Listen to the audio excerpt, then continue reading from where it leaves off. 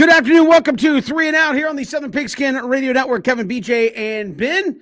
Live streaming Facebook and Twitter as well. Hit us up on Twitter at Pigskin Radio. Also live streaming on YouTube. So you could, go to our YouTube channel. I don't know why I got the hiccups all of a sudden, but go to our YouTube channel. You can check us out there as well. All across the show. I'm about to be done here on this Monday. It's today. It was Super Bowl yesterday, so that's. Were you drinking some cold beverages? I was. No, I wasn't. Catching up with you. I was not. This is the first time I've had a Super Bowl free in quite some time. Normally we're out. I was true. I mean, normally we're out doing Super Bowl events or what have you. And I'm at a restaurant or what have you. Yeah, I was just sitting in my house by myself watching the game. Everybody else is like, I don't care about this. I'm going to dip. So my wife was watching something else. The kids were running around acting crazy. I just sat down and watched the Super Bowl. But Tampa Bay wins it. BJ and Ben, 31-9. Tom Brady, number 7. He's 70% in Super Bowls, which, is good. But he's been to 10 of them, and he's 70% in Super Bowls. His 5th Super Bowl MVP. He now has more Super Bowls himself than any other franchise in the National Football League. That is absurd. It's ridiculous. And I don't know what more you can say. I said last week, Tom Brady's greatness is such that you kind of take it for granted, that you kind of forget about it, or you kind of just assume it's always going to be there. This is the continued story of one of the greatest players in the history of sports. And to see him do it with a different team, do it at 43 years old, do it in kind of the fashion that he did last night, where the macro numbers weren't necessarily there, but he was super efficient and was controlling the game in a variety of different ways. It was extraordinary. Now, I expected a lot last night. I expected a lot of points. I thought we would see a close game. I did not expect Kansas City to score 9. So Tom Brady is the obvious starting point for any conversation. He's earned that. His resume speaks for itself and is unparalleled. But to me, the story of the game last night, once you get past Brady, Ben, is that Bucs defense. We have not seen anybody do what they did to Kansas City. No touchdowns. Todd Bowles had a perfect feel for the evening. You talk about Shaq Barrett and JPP and Devin White and Levante David. A lot of storylines last night. Yes, you start with Brady, but you absolutely have to give an immediate thumbs up to the Tampa Bay Bucs defense as well. I did not see last night happening like that. This is what happens when you have to go 2 weeks listening how great another team is, and you should just be happy to be here and do all you can to try to keep those guys at bay. Devin White is built to play football. I mean, at the highest level when you talk about the linebacker position. Levante David finally got his just dues getting drafted by this team 9 years ago. Adamagan Suh finally get to say, yeah, man, it all paid off. And the thing about the offense is, we talk about Tom Brady. Everybody that was not on the Tampa Bay Buccaneers is the reason why they contribute on offense this year. You talk about Leonard Fournette. You talk about the fact. You talk about Brown and Antonio Brown. You talk about Gronk. And I think what happens is too, bigger than the 7 Super Bowls. I get it. Like when Tom Brady does what he does, you have to acknowledge him. He does what the greats do when you talk about team sports. Michael Jordan can elevate the guys around him. LeBron can elevate the guys around him. Tom Brady, they said that every night, at a certain time of night, he's sending everybody a text message saying, we will win.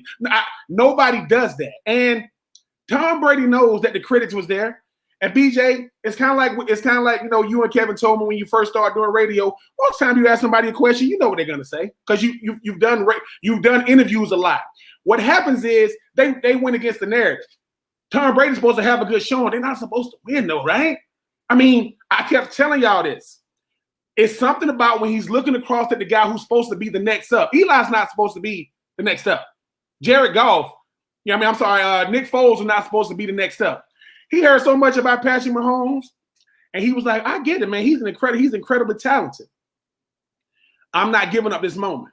I missed my moment being the second undefeated team in NFL history. Thanks a lot. The defense of the Giants / Eli, and I just think that what we saw last night was a game plan defensively that was about as good as it gets. I mean, Todd Bowles and what they did with that front four, you got backup tackles. It's going to get ugly. Devin White came out the womb hitting people. Did you see him last night, sideline to sideline? And that secondary that got burnt the last time they was there, man, give me 15 yards off. I'm not going to try to jam y'all. I'm going to give y'all all these little underneath stuff. I'm going to let Patrick Mahomes, he's somewhere getting a massage right now. He got beat up last night, but just great game plan in all facets of the game. And I just think that's what happens when you're getting disrespected, because you should just be happy to go up against the supposed to be back-to-back Super Bowl champ. Yeah, we'll get to that Tampa Bay game plan coming up in just a little bit. But to me, kind of as you said, Ben, it starts with line play. Mahomes' line, 2 tackles down. It showed the line was not very good. Pat Mahomes pressured 52% of the time on his throws. So over half the time he dropped back, guys were in his face. Compare that to Tom Brady, 13%. I think Brady only got sacked 1 time last night, BJ. So if you can get after the quarterback, if your offensive line doesn't hold up, and Kansas City certainly did not, it's going to be a long night, and it certainly was for the Chiefs and Pat Mahomes. Yeah, the defensive effort and the game plan from Tampa Bay's standpoint was brilliant, and it was perfect. It was comprehensive. It worked hand in hand, right? Because you think about the edge rushers, and we all knew that JPP, who I don't believe has ever lost a playoff game, and Shaq Barrett were going to be X factors, and they were. But what was so amazing to kind of watch come to fruition was the pressure was there from the defensive line, and then Tampa played a defense, and Ben, maybe you can explain this better for the folks, where they basically said to Pat Mahomes, all right, man, if you want to check down to Clyde Edwards-Helaire, or you want to check down to Travis Kelce even, that's fine, but we are not going to give you Mecole Hardman over the top, Tyreek Hill over the top. And because of that, to me, this might be the stat of the game, guys. I was looking in the box score. Pat Mahomes averaged 4.7 yards per pass attempt. 4.7 yards per pass attempt. So you combine kind of the soft coverage with the ability to consistently get pressure from your front four, and it was the perfect recipe. It was absolutely the perfect recipe, and it was stunning to watch Pat Mahomes sort of be at a loss. There was nothing he could do. And Ben, I know a lot of times in football, we sort of overlook the traditional linebacker position, or I should say the 4-3 linebackers, right? We love the 3-4 linebackers and the edge rushers, and then the 4-3 linebackers we kind of forget about or take for granted. Devin White and Lavonte David controlled that game from the middle of the field. They really did. I don't think you can say enough about Devin White. We were in Nashville when he got drafted in the top 5 by the Bucs, and a lot of people at that time thought, top 5 for a non-pass rushing linebacker? Yep. Look at him now. So just a beautiful game plan against a historic offense by the Bucs. And Ben, to that game plan, you talked about it there for just a little bit. Tampa Bay, I mean, we're going to run the ball, and we're going to do some play action, and we're going to let it work for us. Brady, 10 of 13, 3 touchdowns running the play action. 33 carries, 145 yards by the Bucs on the ground. Defensively, we're going to rush forward. We're going to let that defense do work and keep everything in front of us. I think the stat, they never sent more than 5 guys on a blitz all night long. Pretty simple as far as the game plan is concerned. Our front 4 are better than your front 5. We're going to beat you, and you're not going to beat us deep. Absolutely. I mean, the best football terms, the best game plan, dominate your man. That's it. That's all. That's all the game plan is, and that's what Tampa did. They said we're going to send 4 and we're going to drop 7. When it comes to Patrick Mahomes, they use his tendencies against him. Patrick Mahomes got a bad problem of running backwards. You notice he kept doing that? That's how he gets out of sacks. So listen, you know that at a certain point, they're like, we're not trying to sack him. We just trying to let him keep running backwards. So if he do make a 20-yard throw, it's really a 5-yard throw because he ran back 30 yards. So they use the tendencies of the next great one against him. And Lavonte David and Devin White told Travis Kelce, not today. And Devin White, if you touch that pigskin, he was everywhere. I mean, BJ, 4.4 speed from a guy who doesn't have any flaws. I'm just saying, I know we're going to get to it. We're talking about Devin and Lavonte, but they put on a clinic. And I know we're going to get to the tight ends. People are like, oh, man, 10 catches, 133 yards. Okay. How many times he got in the zone? See, that's like in basketball. You know, James Harden, he had 40. How many assists he had? None. How many rebounds he had? None. So he's only affecting one part of the game. If I affect all parts of the game, because in this game, We're going to get to the tight ends. One is a great tight end. The other one, it might be the greatest of all time because he can do it all. Levante David finally got his moment to shine. And when somebody goes, what was your moment in the sun? I shut down Travis Kelce in the Super Bowl. Man, get out of here. And Ben, I mean, again, as you said, a masterful job. I know you and Christian were talking about this on Friday where you said, look, we're going to blitz 4, maybe 5. We're going to have people up close, and you have to guess where we're coming from, even though we're only going to bring 4 or 5 and figure it out, and everything else staying in front. I mean, Tyreek Hill, 7 catches, 73 yards. Sounds pretty good, but didn't get a whole lot after the catch. They were, hey, you can catch it in front of us. We're going to let you have your 8 yards, and that's it. Travis Kelce, 9, 10 yards, go ahead, turn around, catch it. As soon as you touch the ball, we're going to hit you, and that's it. I mean, it's a perfectly executed game plan and kept Kansas City guessing all night long as to where the pressure was coming and who they were going to have to try to stop. Bosco is only tell one part of the story, Kevin. Yeah, oh, man, you had a good game. Nah, not really. Because the thing is, look at what they did with Travis Kelce, though. I said you have to contain him. Whether they do, they contain him. Now, that Bosco going to look good. When he went home, man, if they just kept throwing the ball to you, well, the problem is they did. We just not going to let you get in the zone. We're going to let Tyreek Hill show how fast he is. Oh, my God, you see what he just did? Get in the zone. You kept an offense out of the end zone that has a future Hall of Famer at tight end and at quarterback. Todd Bowles, for those of you who don't know, they hold grudges. Todd Bowles used to be a part of that Philadelphia Eagles coaching staff, and Andy Reid fired him. All right, Andy, I remember that. People getting that get back, BJ, is a good thing. And Todd Bowles, he put on a clinic last night. He unleashed them linebackers. Nothing cheap, nothing deep with them DBs. And that front four, that is new line of scrimmage. You can't beat the other team. And they lived in the backfield all day long with Shaq, Vita Vea, Adama Suh, and JPP. Yeah, and Ndamukong Suh actually had a sack and a half last night. So the old vet getting it done, had a pretty good effort. That D-line was monstrous. They were doing work. But, Ben, before we go to break, I know Kevin wants to know, too, did you guys keep the campfire going during the whole game, or did y'all put the campfire out, put the marshmallows up, and kind of how'd that go? You know, we had a nice homegoing service for Smokey. I mean, and they asked me to do it. I wasn't going to be up to doing it, but they said his last dying wish was me to just go ahead and I went. And they said, BJ, yeah. For me, it wasn't about the campfire. It was about, me paying respect to the GOAT, the real GOAT, and that's Smokey.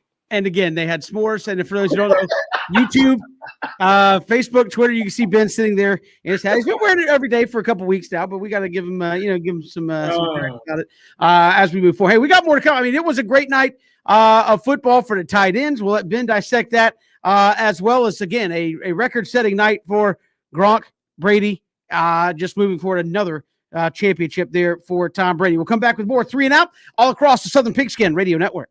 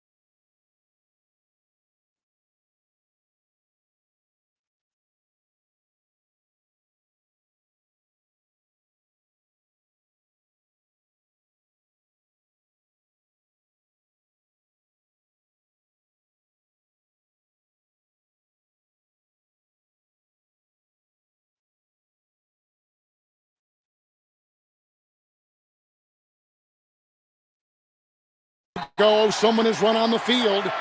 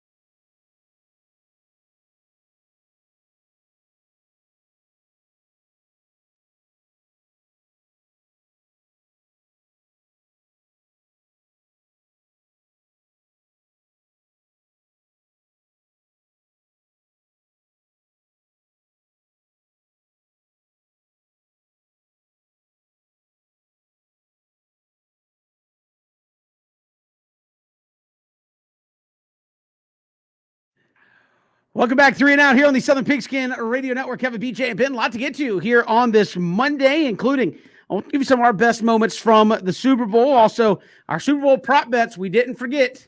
We didn't forget how it went down.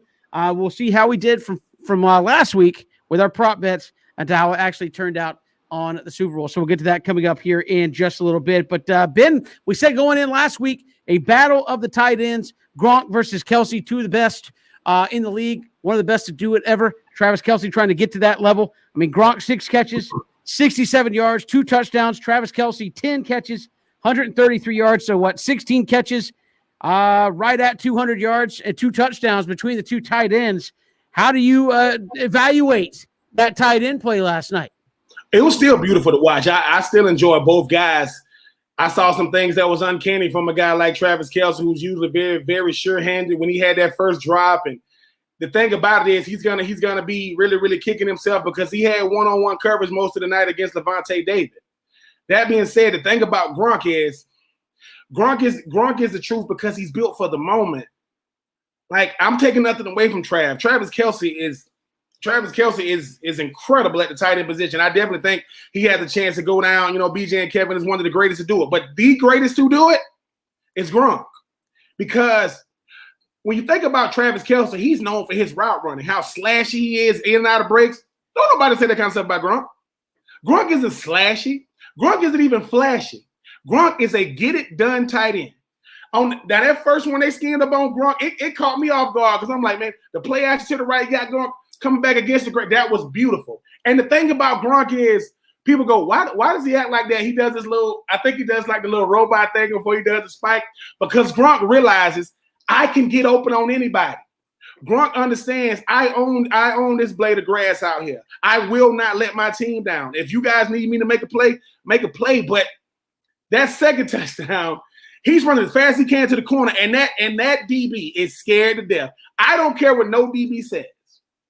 They go, you got Gronk. What? Because BJ, the pass matters. Number 80, he ain't number 87 for New England, but he understands like body posture and need opening the NFL is give me something to catch. He's not gonna have 7 yards of separation. And that DB got so scared he turned around, touchdown. Every time Gronk makes a touchdown catch, the DB is all frantic. It's easy for him. Travis Kelce is the guy that makes the offense go for Kansas City. I said this. I love Tyreek Hill. I love Clyde Edwards-Helaire. If number 87 doesn't get going, look at what happened to the offense last night. He is the one that makes it go because they'll start throwing him the ball in bunches. Now, as stats go, he's a statistician, BJ. He's going to light that box score up. As far as impact goes, you cannot impact the game more than Gronk. And that's what separates the good from the great. I do think Travis Kelce is incredible. But the great ones say, you need a play? I got you. You need a moment? I got you. But you could take that away. Take away the block. Take away the catches. When they was running the football, they was running it at Gronk. When Leonard Fournette had a 27-yard touchdown, Gronk was at the point of attack. Gronk wants problems. Gronk is blocking defensive ends by himself. Frank Clark and all those guys, 8-7 was like, 8-7 got in front of him and said, oh, you thought darkness was your ally. No. No. I was raised in the dark. So all I'm saying is I apologize, Gronk, because I said, BJ, that was going to be passed over, and it didn't happen. So Gronk is the man. I love Travis Kelce, but Christian knows this. I didn't see the light until I was already in Tampa. Exactly. And the thing is, once again, Gronk goes on the field. He don't talk trash. You know why? Because you can't do nothing with him. Travis Kelce was on the ground beat, and Travis Kelce had what? 12, 13 targets last night. Every time he threw the ball at Gronk, he made a play. So I apologize to Gronk. I was looking for a reason to pass that GOAT status to somebody else. But Gronk, if I do get a chance to meet you, because I have met Travis Kelce, I'm gonna just tell you to your face, I apologize, Gronk. You are the whole truth. Added your fourth, a Super Bowl championship last night. And dare I say again, everybody else is playing chess. I'm sorry, everybody else playing checkers. Yeah. You got Gronk playing chess. But Christian, at the end of the day, Travis Kelce is why I don't get caught up in a lot of catches and a lot of yards. Not that they don't matter. Get in that zone. Box score doesn't tell you anything. Yeah, Ben, when you hear that play call, that play action on the split zone, and you're coming back across as Gronk, how excited are you if you're the tight end? Because it's a touchdown. The key to that play, do not look to the left. Like this, I know people think, what do you mean? All the play action is going to the right. All the play action is going to the right. Gronk, I know he's 6'7". How is he going to get, get skinny in there or get lost? He went to the right. They said, Gronk, whatever you do, don't even glance back to the left. If they stop that play, he's probably looking to the right. And Christian, when it happened, I went, oh, that is beautiful. Like, that's a touchdown when they call that in the huddle, right? Yeah. It's one, they call it Y under, because everything else is going to the right. You're doing the Y under. If you don't look back to the side you're going, that's a touchdown. And when he caught it, you knew it was going to be a long day. When Gronk is in the game playing early, it's going to be a long day. With them lineman cleats, he be out there with Gronk, whatever they give Gronk the way, that's where he don't want nothing extra. Give me the lineman cleats. I'm gonna have everything tucked in, nothing extra. But once he put that 87 on his chest, BJ, he's a monster right there. I dare to say this: the same way Aaron Donald affects the game defensively, that's how Gronk affects the game offensively without having to play quarterback. Yeah, what's interesting about watching these tight ends in the Super Bowl, not just this year, but of course last year, you go back to Travis Kelce and George Kittle. These are the type of players that are revolutionizing the passing game, because Kevin mentioned the stats. I think Kelce and Gronk combined for 200 yards receiving. They also combined for 22 targets.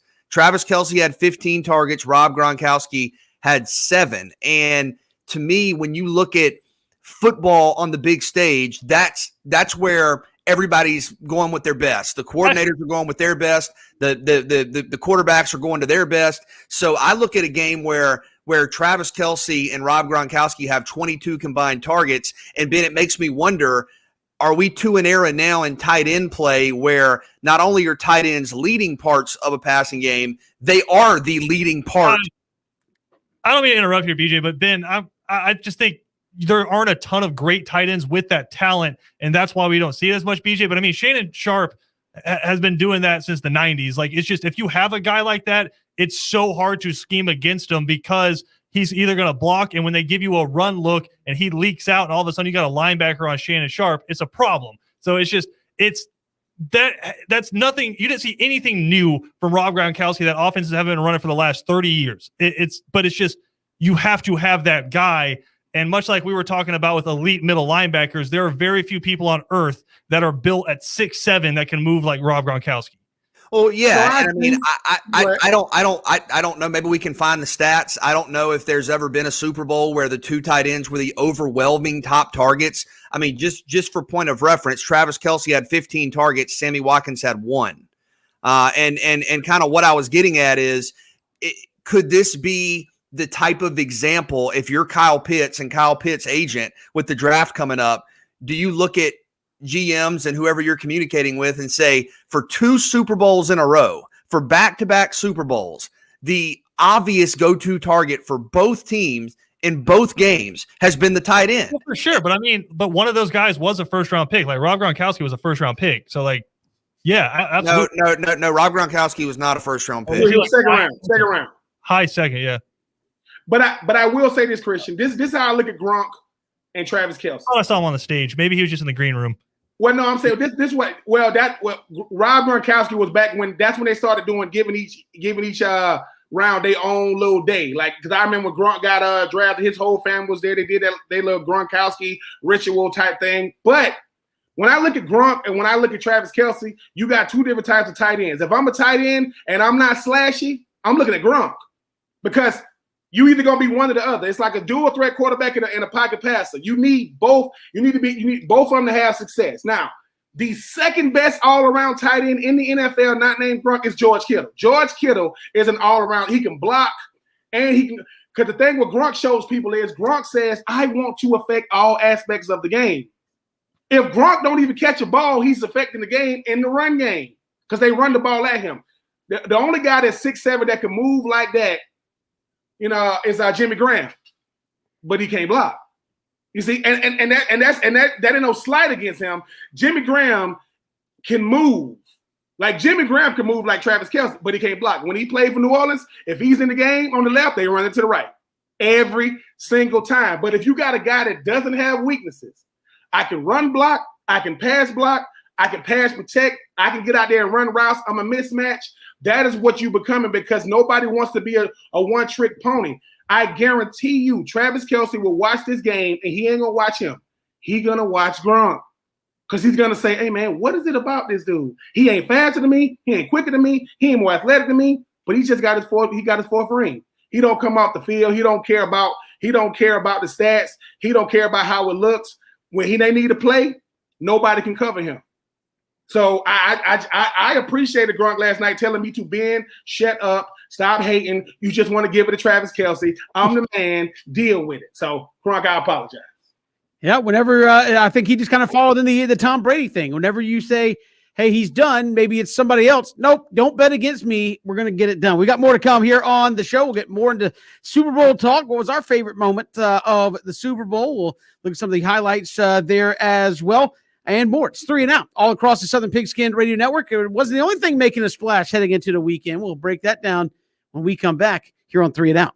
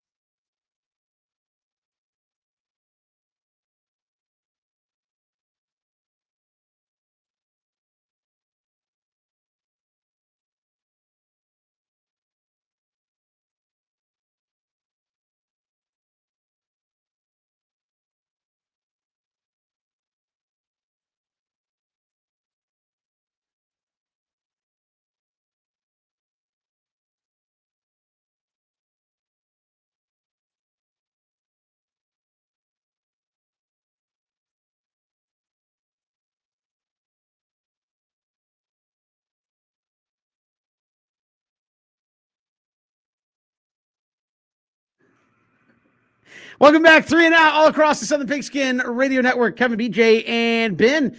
Glad you were with us. Plenty more Super Bowl talk coming up here on the show. Give us your thoughts at Pigskin Radio on Twitter. We're live streaming Facebook, Twitter, and you can catch us on YouTube, streaming live and archived daily. The show there at our YouTube page, ESPN Coastal on YouTube. So looking forward to having that as an option as well. But quietly, I'm Braves country, but so much hype leading up to the Super Bowl. The Braves come in and get Marcell Ozuna to a new deal. We talked about this last week. Hey, vitally important the Braves get this done.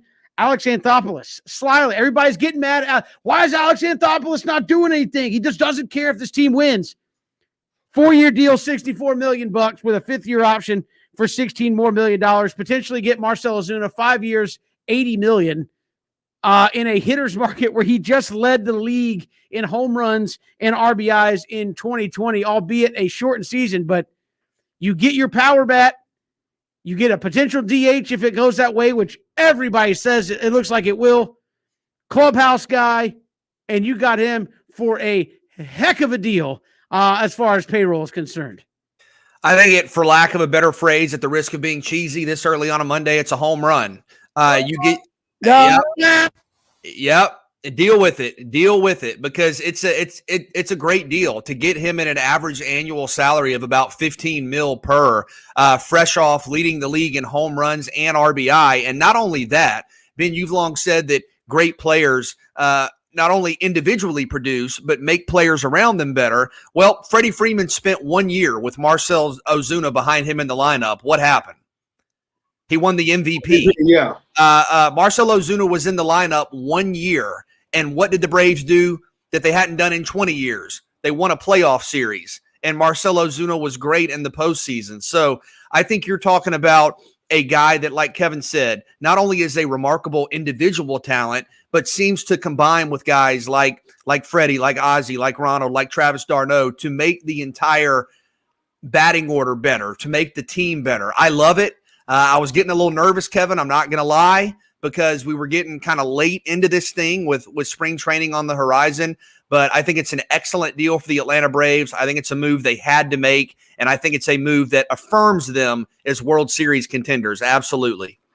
Give Alex Anthopoulos a lot of credit for one, like sticking to his guns, not worrying about what was going on around him, not worrying about the big signings that was going on around him, having all these rumors, Kevin, of this player and that player, or players. I mean, the Braves got them in consideration. Give the current roster a lot of credit. We act as if the Braves don't have a star-studded team that other players want to play with. Marcell Ozuna spent 1 year with the Braves, and yes, Freddie Freeman finally got his just dues by winning the MVP. But Ron Acuna Jr. and Ozzie Albies and those guys, you look at this young Braves team that got a lot of 21, 22, 23-year-olds that still have all-star caliber type talent. They want to be around that. Marcell Ozuna, like, he was having fun. I know we get caught up in the numbers. Marcell Ozuna benefited from the DH last year. Obviously, they're going to probably use that in negotiations coming up this summer, what may have you. But Kevin, when I look at Marcell, outside of making baseball purists can't stand him when he's running around the bases, you can't wait for him to go back to Fenway. I know I can't. So give Alex Anthopoulos a lot of credit. Him doing the press conference, with Marcell saying, man, what took you so long? We act as if the Braves are on a sought-after destination with sought-after superstars, young and old. That's what I would want to, and he's getting $80 million. So it's not like they're like, man, what they gave you? Man, they said they had $60 million. They gave you $80 million potentially. I think Marcell also, BJ, wants to play for a contender, a team that was up 3-1 on the Dodgers. And they say, man, you come back together. I just seen something that said Mike Evans of the Tampa Bay Bucks said, I'm willing to give some of my money back so y'all can keep some of these guys around. You want that championship feeling again. You want to be – if Marcell says, man, I know I ain't never really thought about legacy, Kevin, but if I can be that missing piece to help the Braves get back to not just win a playoff series, but win it all, I'll take $16 million a year. I'll take $16 million for that. So I know we get caught up in, man, he could have got $20 million and went to a team that stunk. That's a lot of games to just be on a team that stinks. So Alex Anthopoulos, great job again. 4 years, 64 with potentially $80 million, Kevin. I mean, he just keeps on showing everybody why he's really, really great at what he does because he ain't worried about what the Yankees or the Dodgers are doing. We doing it the, quote, Braves way, and it seems to be working. Yeah, and again, I think you look at the division. The division's gone out and spent a lot of time, money on pitching coming in, and I look at the Braves. We mentioned it last week, BJ. It moves everybody back in the lineup. You go from a top 3 that's pretty good to now a top 4. Travis d'Arnaud becomes a really good 5-hole hitter instead of a cleanup guy. Dansby Swanson in a 6 or 7 spot, way better there. Austin Riley way better as a 6, 7, 8 guy in the order than he is having to bat up maybe 5th or 6th. So it doesn't seem like much, but having that one guy there really makes the Braves a feared, dangerous lineup, and one that I feel like this move allows you to say Austin Riley, Johan Camargo, if you don't feel it, they're quite there. I think they're still good enough to fit in this lineup, and you go focus what you need left on that bullpen. Maybe you get Mark Melancon to come back with enough cash that you have left over, and you become a really, really solid contending baseball team over the 162. All this obviously provided your starting pitching can stay healthy. But, I mean, if it does, I mean, this Braves team is really, really set up to make another run at it. Well, I guess I'm bringing up a phrase from days gone by, but Atlanta should have some financial flexibility because I believe even after the Marcell Ozuna move, they are still 12th in payroll. So this is not a payroll that's overwhelming. This is not, you know, a break the bank roster. $10 million basically to go out and finish up the roster with. Yeah, and I don't know what form or fashion that money is going to be utilized in. Like you said, maybe it's a bullpen piece, maybe it's a utility infielder. I know there are some Braves fans holding out hope that a pseudo blockbuster move for a third baseman could be out there. I don't know how realistic that is at this point, but I think your original point about Ozuna is a salient one. It's not just what he does individually, it's what he does relative to everybody else. Because without Marcell Ozuna, let's say the Braves were not able to come to an agreement with him, Travis d'Arnaud is now your cleanup hitter. And Travis d'Arnaud as a cleanup hitter, if we're being honest, is probably an average to below average option. Travis d'Arnaud as a 5 or 6 hitter is a well above average option. So not only do you make the 4 spot itself better, you make the 5, 6, 7, etc. spot better by proxy of not only who you are, but what you do to the lineup. So I love it. I feel dramatically better about Atlanta's chances here on Monday than I did a couple of days ago before this move was made. I think he checks every box. He's a big-time power hitter. He's a proven postseason performer, as the Braves know from his time with the Cardinals. He's a guy that I believe is, 30 or 31, so still has a number of good years left in front of him. He's a great clubhouse guy, seems to be a player that everybody enjoys being around and kind of feeds off of. You had to have him. You got him, and I think you're in a much better place because of it. I mean, Kevin, if I'm not mistaken, the Braves are up 3-1 with the Dodgers, and one of the starting pitchers for the Braves was Ian Anderson, a guy who probably wouldn't have gotten called up had it not been the circumstance. All I'm saying is, BJ, I get it. They were right there. People like 3-1. I know they couldn't get that one other win, but Marcell was like, I stared the Dodgers in the face, and we almost beat those guys. No Mike Soroka, he's gone. So just imagine healthy Mike Soroka with Ian Anderson, with Max Fried, with Marcell, because I don't care what your starting pitcher looks like. Those opposing pitchers got to deal with this lineup. They got to deal with the Braves line. So I know that the Braves starting pitcher don't scare nobody, but that lineup does. I don't know. I don't know about that. I mean, I think the Braves starting pitching should. I mean, Max Fried is good. Mike Soroka, when he's healthy, is good. Charlie Morton has pitched really, really good. I mean, I think the starting pitching should scare people in some respects. Last year, it didn't. You had a lot of guys that were unproven. I mean, Ian Anderson's going to be the 4th starter. He may not scare anybody yet, but he is on that trajectory where what he did in the postseason should give him an awful lot of confidence to go out there and be more than competitive here in 2021. Again, is it the Dodgers starting rotation? No. Is it the Padres starting rotation? No, but it's pretty good. I mean, I would take it over probably 80% of the other rotations out there, and I still feel like there's an upward trajectory with this rotation where it could get there. It could get there pretty quickly, like within the next year or two when you got Soroka, Fried, and Anderson, all 3 of which are going to be under pretty nice deals for the Atlanta Braves. You could have one of the best young rotations in all of baseball setting up, starting right now with a guy like Charlie Morton, who has been around the major leagues and pitched. I mean, he's been with the Astros, who won a championship. He's been with the Rays and pitched very well. He is a solid guy to help be a veteran piece in this rotation. I think he should be afraid a little bit of this Braves rotation. It's just me, but again, it's not the worst. It's not the best out there, but it's pretty good. And I think it has something to it that a lot of us take for granted. You know, we've been conditioned to think about starting pitching in kind of the 1 through 5 capacity, 1, 2, 3, 4, 5. This starting rotation has depth. I think you feel at least relatively comfortable going 7, 8 deep. And you may not think that matters here in early February, but go back to last year. It's like you can never have too many starting pitchers ever, because the injury bug's going to hit, things are going to happen, and teams that have depth, teams that have answers when there are questions, those are teams that win, especially over the duration of a more traditional season that's, you know, up over 150 games or so, 162 games. So I think the Braves starting pitching depth is also a big key. Again, whenever I'm corrected by Kevin, I say, listen, I just back up Kevin, go, listen, get up off that starting pitching, man. The Braves, they coming. Yeah, I feel it's very, very good, and we'll see pitchers and catchers a week from Wednesday if the Major League Baseball schedule timeline holds, and apparently it will. They're back a little bit more in a week. It's 3 and Out all across the Southern Pigskin Radio Network.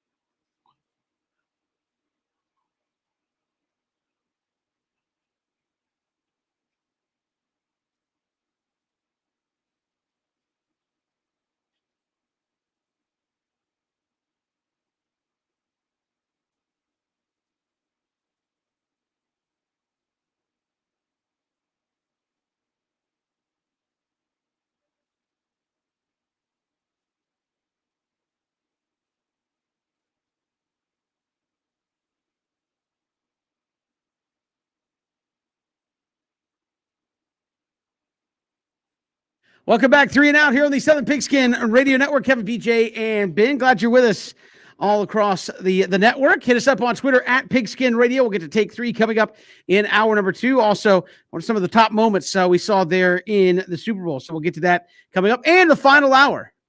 Where did we finish up on our prop bets that we made last week with the Super Bowl? Who fared the best on our prop bets? We did what the heads, tails. I've got all of them. I wrote down all the answers. So we'll see how we did coming up in the final hour of the program. So I'll let the suspense dangle out there, like whether or not Tom Brady's going to win an 8th one next year.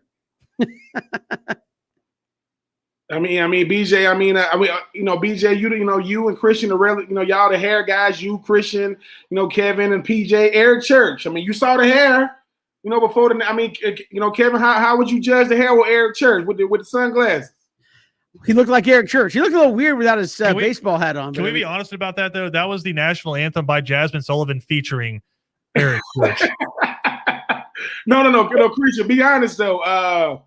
What was it? America the Beautiful. What was it? The sign language dude. Oh my God, he was. Yeah. The sign language dude told his family, "This is my moment, Listen, and if they give me that camera, I'm gonna be tripping." The matching button down with a matching tie, like same color, same material. That's a flex. Like only certain people can pull that off. Listen, listen. Shout out to the sign language dude. He was like, "Listen, I'm about to show y'all why I do what I do for all sign language people across the world." He was doing his thing. He did a wonderful job. No, I thought the national anthem was pretty good. I mean, I like Eric Church. He did look weird. That was my first thing, BJ, because you get used to seeing people like in their normal get up. Like Eric Church has always got the hat on, so like he didn't have the hat on. I'm like, he looks a little funny without the hat. Thought he would have the hat on, didn't. It's kind of like Ben when he doesn't have his hat on. He just looks different when he doesn't have the Major Payne hat on. But no, I didn't see the start of the game. But who was it that just called me a hair guy? And what does that mean? Well, BJ, I mean, I'm just saying you got a nice head of hair on you, Kevin, Christian, PJ. I'm trying to hold on in Jesus' name. I was going to say I didn't think BJ would and hair guy would ever fit in the same sentence. Yeah, I haven't brushed my hair since '99. We got more to come. We'll take 3. On the flip side, it's 3 and Out all across the Southern Pigskin Radio Network. We're streaming live, ESPNCoastal.com.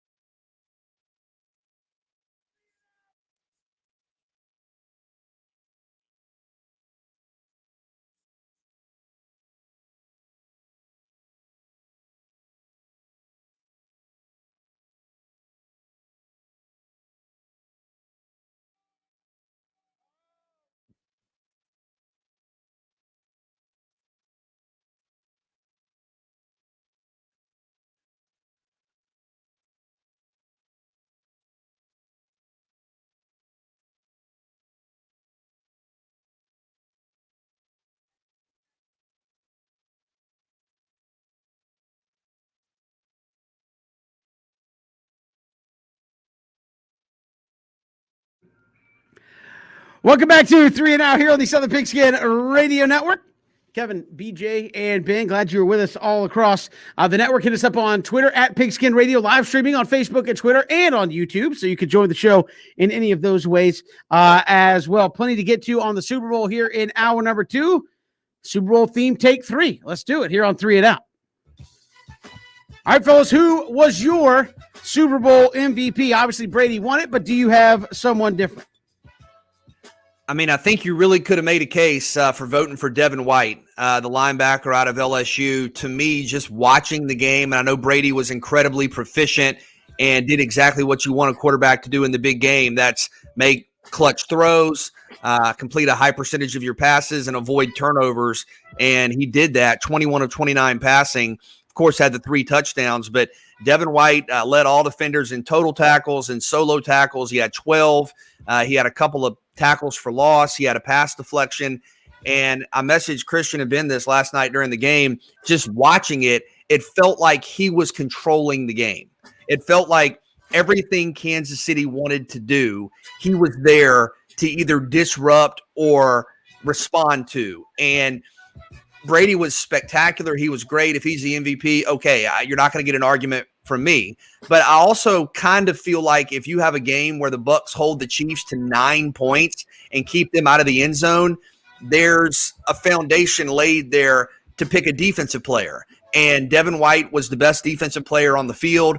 I think he was the most dominant player on the field for very significant stretches of the game. I was almost perplexed at how he was able to be so effective in slowing down Travis Kelce, so effective in being right where the ball was thrown, not allowing any yards after the catch. So Brady, yeah, it's the GOAT. But outside of him, I would say Devin White. I would go with his counterpart. I would say it's Lavonte David. The thing is, the reason why Devin White can go out there and do what he does is because, and I know Christian will appreciate this. Go back to the Rose Bowl. Go back to the Rose Bowl when Oklahoma played Georgia. What did they do with Baker Mayfield? They took away his first read, the tight end. That's what they did with Travis. Travis Kelce is the first read in every route combination. And Lavonte David said, I am not going to let him beat us. He's not going to shut. People are going to say, well, look at the box score. He still had 10 catches. So I think what happened with a guy like Lavonte David is people start talking about what is his specialty. Lavonte David's specialty is covering tight ends in big moments. He was a heat-seeking missile linebacker like Devin White was when he first got there with the Bucs. But for me, it's Lavonte David because the guy that makes that entire offense go, not named Patrick Mahomes, is Travis Kelce. He's his first read. He's a safety outlet, and they was never able to get on the same page. And you talk about Devin White being where the ball was. Lavonte David was all over the field too. And I just think that whenever you can take away 87, which most defensive coordinators can't do, I would say for me, I'm gonna go with Lavonte. Good picks. Obviously, the defense certainly held Patrick Mahomes in check as well. I think I know you guys said it well when you said who could be a playmaker that we're not talking about. I said Leonard Fournette. He ended up having a great game. You guys kind of gave me some grief about that, but he did have No. We did not give you grief because you thought Leonard Fournette would be a great game. We have a great game. We gave you grief because Christian said who's an off-the-wall player who could have a big performance, and you picked a starting running back. Fine.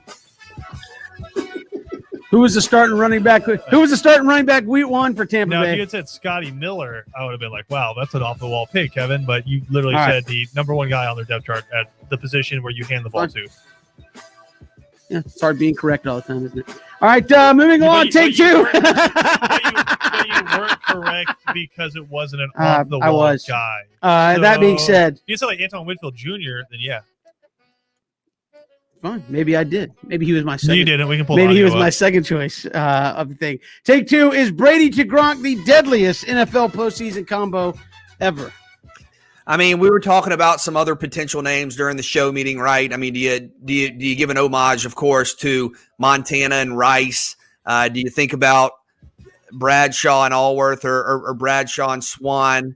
You know, do you think about potentially I don't even know if you want to go off signature moments, maybe Montana and Clark Do you think about Aikman and Irvin? All those are iconic duos. All those guys have done it on the big stage. But like this, now with two different teams, no, I think you got to go Brady Gronk. I think you have to. Well, you go Brady Gronk, one, because they got more touchdowns, obviously, than anybody that's ever done in the postseason, BJ. And the thing is, Tom Brady went to Tampa knowing that Gronk would be there, and Gronk and they have a rapport with each other. It's about impact. Gronk is not going to have more yards, in the postseason than Jerry Rice. He's not going to have more targets, than Michael Irvin. But Michael Irvin has 3 Super Bowls. I think Jerry Rice has 3 Super Bowls and 1 Super Bowl MVP. Gronk got 4. And he's made an impact in all of them. He's not just out there. So, yes, for me, it is Gronk and Brady because they playing with people. They're out there laughing at him. They're gonna try to scheme me up. Gronk said, what, they're going to play me inside and out. They're going to try to put a safety on me. He's too small. A linebacker, he's too slow. And the quarterback, he's not. So I just think that the way in which they doing it, and BJ, you just mentioned some names. You mentioned some guys that flat out there and got it done. Brady and Gronk look at those guys and go, okay, not only are we going to have more Super Bowls than y'all, we're going to have more touchdowns than y'all, and I don't have to run 4.5, 4.6 speed. I don't have to be an elite route runner to do it. They're 2 elite minds that know each other inside and out. They know each other's strengths and weaknesses. They have very, very few weaknesses. And, yeah, I would dare say, yes, I know that right now it's going to be, is Gronk going to come back? If Gronk comes back again next year and they're back again next year, they're only going to be adding to that total. I think it's very clearly the deadliest ever. Nobody else has done it more than them. What it's like, and it's just we like to just think about the Super Bowl, but just think about the playoff runs, right? A couple of years ago, when Brady was still at the Patriots and Gronk was still at the Patriots, and they took on the same Kansas City team. Travis Kelce and Patrick Mahomes were up and down the field, and at the very end, when they were locking down the Patriots, who did Tom Brady go to? The Kansas City Chiefs knew he was going to him. Everybody in the stadium, everybody watching on TV knew that they split Gronk out wide by himself, and you knew they were going to throw the ball to him, and he caught it. It's just you've never seen anybody as big as him that can move like him and just dominate like him. It's Brady to Gronk, because even when you know they're going to throw it to him, I mean, hell, against Seattle in the Super Bowl, they split him out. You knew that they were going to throw it to him, and you knew it was a touchdown before he snapped it. It's just you've never seen anything like that in terms of quarterback to tight end, and you just haven't seen anybody as big as Gronk that can make that kind of impact that deep down the field consistently. It's silly. I agree. Again, they've done it more in the Super Bowl, hooking up touchdown than anybody else in the history of Super Bowls. Got to be them. Take 3. What was your favorite moment from the Super Bowl? This was something I read up about leading up to the game, is the fact that they were going to recognize a number of healthcare workers, and I think you had 7,500 frontline healthcare workers who had tickets to the game. And I will say this, I got caught off guard a couple of times where I was kind of watching the game like in my periphery, and they showed the crowd, and I'm like, my God, this thing is packed out. And I didn't realize until they zoomed in that a large portion of those filling the seats were actually cardboard cutouts. I guess kind of from the field, it looked like you had 50, 60,000 people there, almost like a normal Super Bowl. But I think it was cool for, the frontline health workers, given that they've been just right there in the thick, obviously leading the charge in the fight against the pandemic. And it's been unrelenting and just so stressful physically, mentally. I think for a number of them to get a break and kind of get a chance to be recognized and watch the Super Bowl was pretty cool. You're getting all sentimental on me. I ain't even going. For me, Bruce Arians has been in the NFL a long time. Bruce Arians has coached a lot of great quarterbacks. Bruce Arians' 90-something-year-old mom was at the game. Now, what you can appreciate about that moment going to his mom is it shows that doesn't matter how old you are, I want to impress mama. And mama was like, yeah, you coach Peyton Manning. You coach Andrew Luck. Yeah, you coach Carson Wentz or Jameis Winston. Are you going to win one? I'm 90-something, Bruce. Are you going to win? Yes, mama. We're going to get it done today. And the thing about it is him acknowledging, one, he acknowledged his mom, and two, after the game, Bruce Arians said, look, it ain't about me, man. He said, I ain't did a expletive thing. I ain't did nothing. It's about these players. I appreciate Bruce Arians, one, because he's showing love to the people that literally gave him, birthed him. And two, he's giving it to the people that actually went out there and get it done. So for me, it's Bruce Arians' mom, talking about his mom and just showing love to the players, keeping the spotlight off himself. Wow, Ben didn't say what he said. He No, changed no, it up. What did he say? I mean, because you know, Yeah, BJ was in the middle. I thought Ben, too, like piggybacking off that one, I thought it was cool when Winfield Sr. was hugging Winfield Jr. on the field. and Christian, this is the thing too. People like, man, Winfield Senior, man, how old is he? 50, 60? He's 43. Yeah. So he's hugging his son, and Same age as the quarterback won. and the guy who just won it is the same age as him. Yeah, the quarterback. Yeah, not only am I old, that's my son that actually on the field with him. Yeah, that guy right there. The quarterback, me and him, we the same age. Now, Winfield Jr. did have the best moment. I mean, I understand where BJ went with the sentiment and Ben went there with the mom, but Winfield Jr. bending down, looking Tyreek in the eyes while Tyreek that's is what on the Ben ground. said. That's what Ben said. Then we get on the show when he doesn't say it. So damn hard. That was Hold on. amazing. I'm here for all of that. Kevin, because I got to go to my relative sportsmanship, committee. No, you don't. No, Kevin. Now, there's a fine line between sportsmanship when they're young. I get it. But what made Antoine Winfield's moment so nice, he stood there like, I am going to freeze. Because, Cheetah, I am sick of you. And just smiled at him. I mean, and he got the penalty. My mom goes, yeah, but they gave the ball back to the Chiefs. I'm like, no, actually they didn't. It wouldn't have mattered if they would have gave the ball back to the Chiefs. Plays over. But Antoine went. Think about this, Christian. We all got celebrations. They got sack dances and touchdown dances. Antoine Winfield told Antoine Winfield Sr., Daddy, if I make a play on him and the game's over, I'm gonna toss up the deuces. He goes, son, don't do that. He like, Daddy, I'm doing this for us. Because Antoine Winfield Sr., he had a great career, never won a Super Bowl. He said, son, go ahead and do it. I mean, but dude, did you really go to Kevin for clarification on that? Kevin gets mad when a dude holds onto a baseball bat for 0.8 seconds too long. Kevin is different when it comes to football, though. Yeah, here's the thing. I do think there's a level. Can I at least get my take out? Turn the music off, Cody. I do think there is a level of sportsmanship. Fine, he got flagged for it, but there is, at everyone's core, a little bit of gratification when you throw somebody else's smack back in their face. It'd be like showing up T.O. and doing like one of T.O.'s moves in his face, be like, hey, I don't have to talk, but now that my play just did, I'm going to do your dance because you got smoked. But to clarify, keep that out of your pure, clean baseball, right? No, look, I don't have a problem with emotion. I just say, like, when you want to know why dudes are getting beamed, there's a little bit of that. Christian, this is a true story, and Ben can affirm this. After the Super Bowl, Ben and I had an hour-long phone call last night. What did we talk about? Why baseball is boring with these overreactions to a little bit of emotion.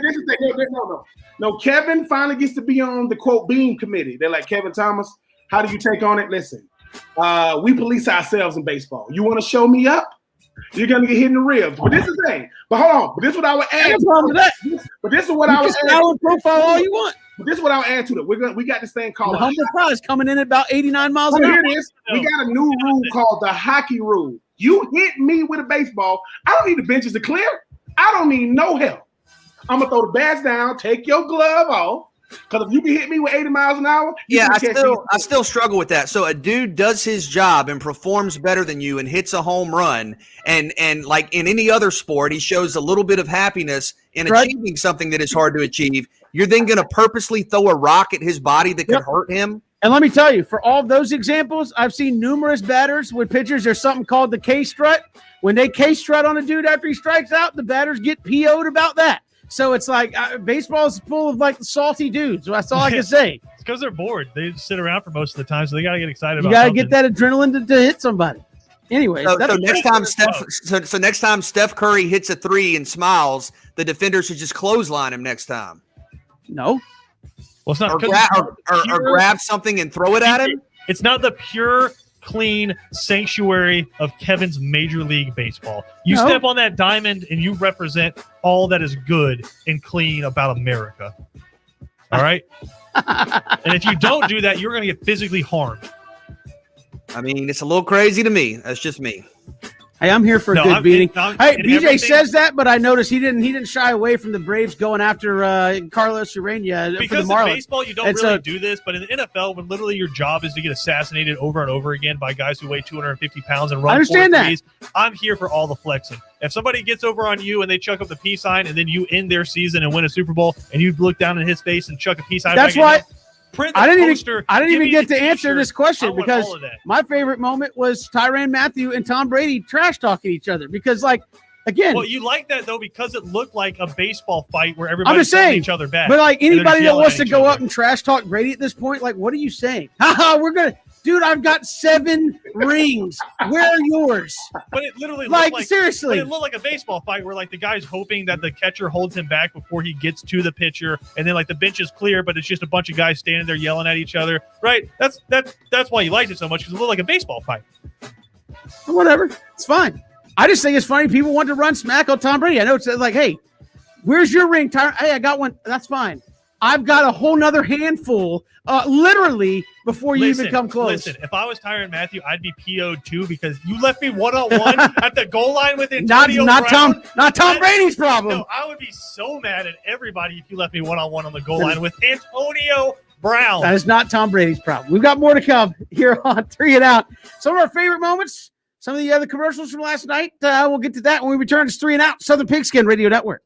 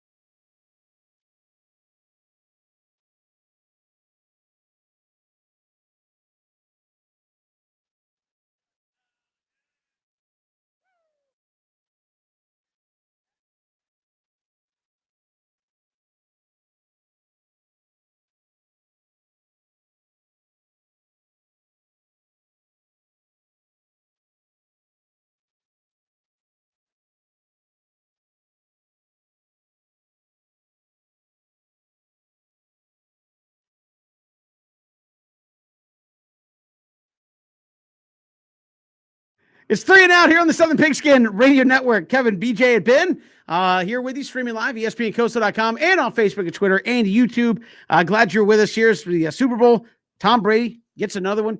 Tampa Bay gets another one. Christian, in his feelings, like, hey, Tampa Bay's got 2 Super Bowls. The Falcons have been to 2 Super Bowls. And I mean, I'm sorry, I didn't bring it down. No, on a Monday. How about this? The Kansas City Chiefs in the last 366 days have been to as many Super Bowls as the Atlanta Falcons have been to in the history of their franchise.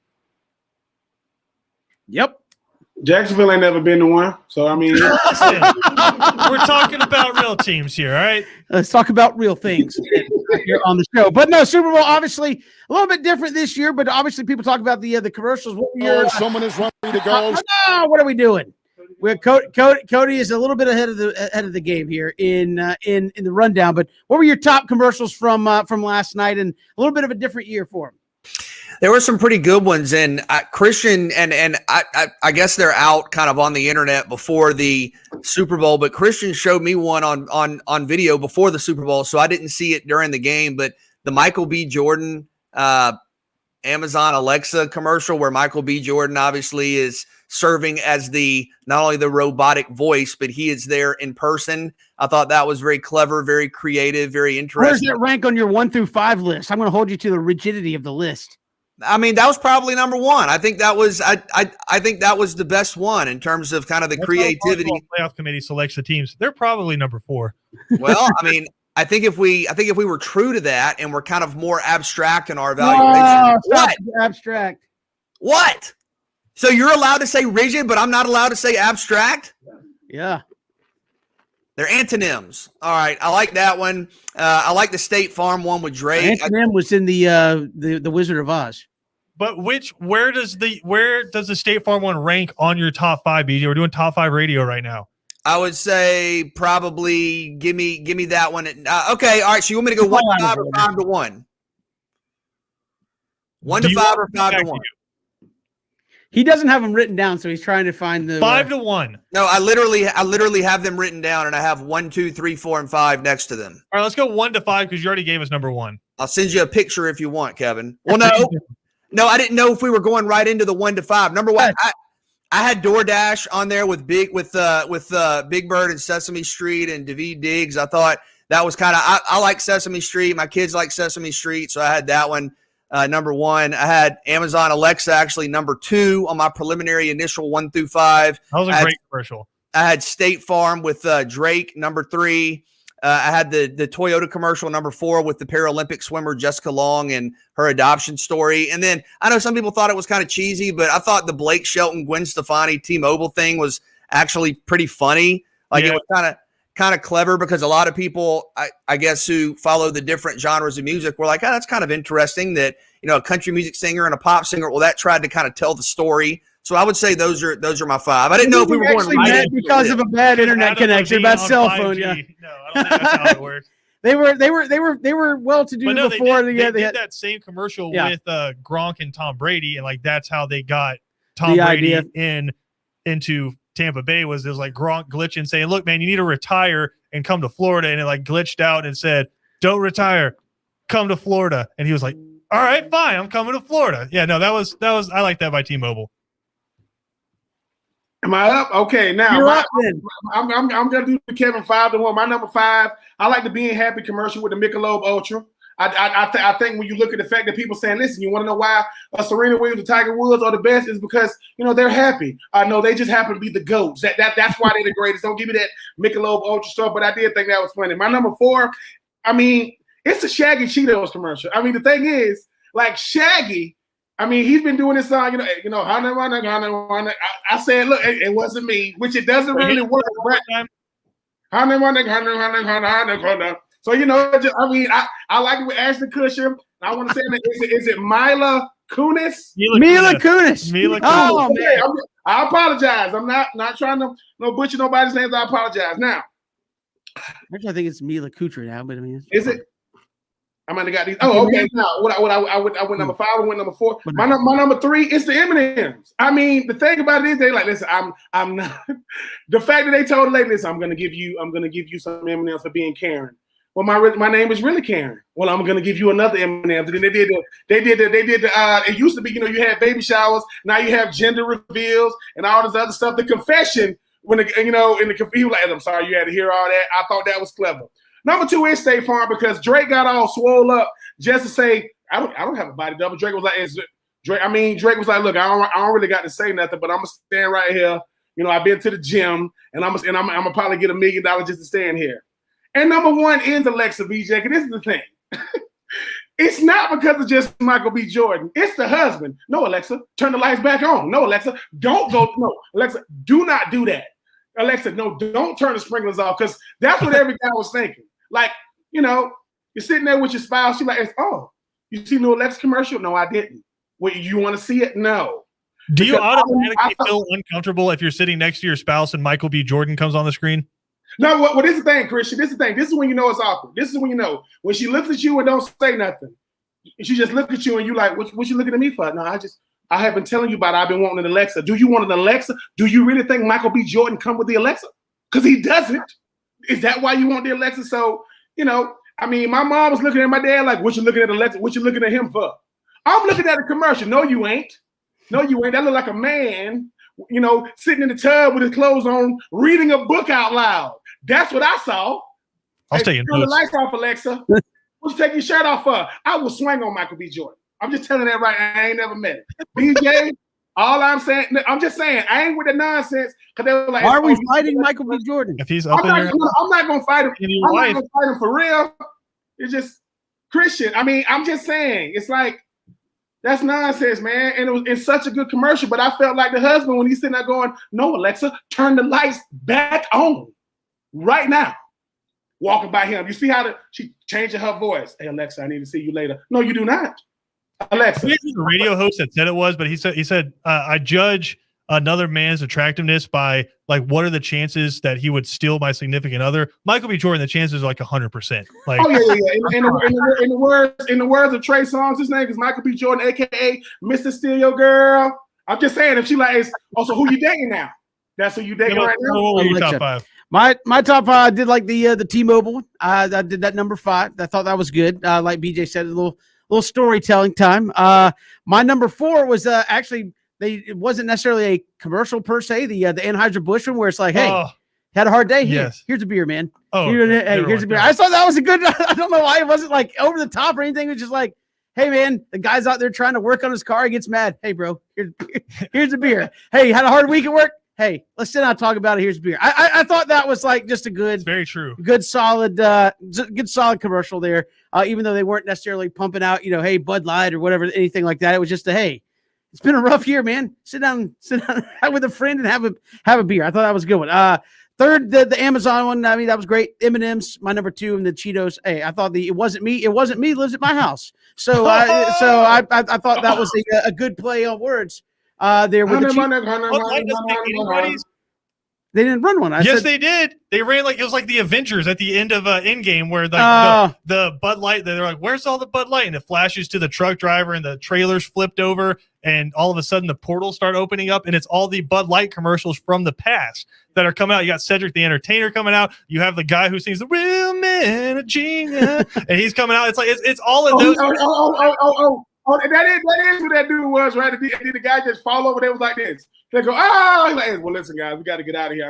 We feel bad he fell over, but yeah, they have all the great Bud Light commercials from the past come back to help. That one that they it's very much like the Christian. Hold on. Christian. Who's a better singer? The guy who does "Real Man," or the guy that goes "Real on a tiny horse"? Like, who do you think is better? Out of Little Sweet. The songbird of our generation. That dude won American Idol, didn't he? He might be the songbird of our I generation. like how Little Sweet just come up out of nowhere like, what's up, Kevin? Did Little Sweet win American Idol, or was he one of the finalists? I don't know. He was one of the finalists. Yeah. Little Sweet, he was one of the ones that lost to Kelly Clarkson, I think. Little Sweet on the tiny. Little Sweet on the tiny. All right, we come back. It's 3 and Out all across the Southern Pigskin Radio Network.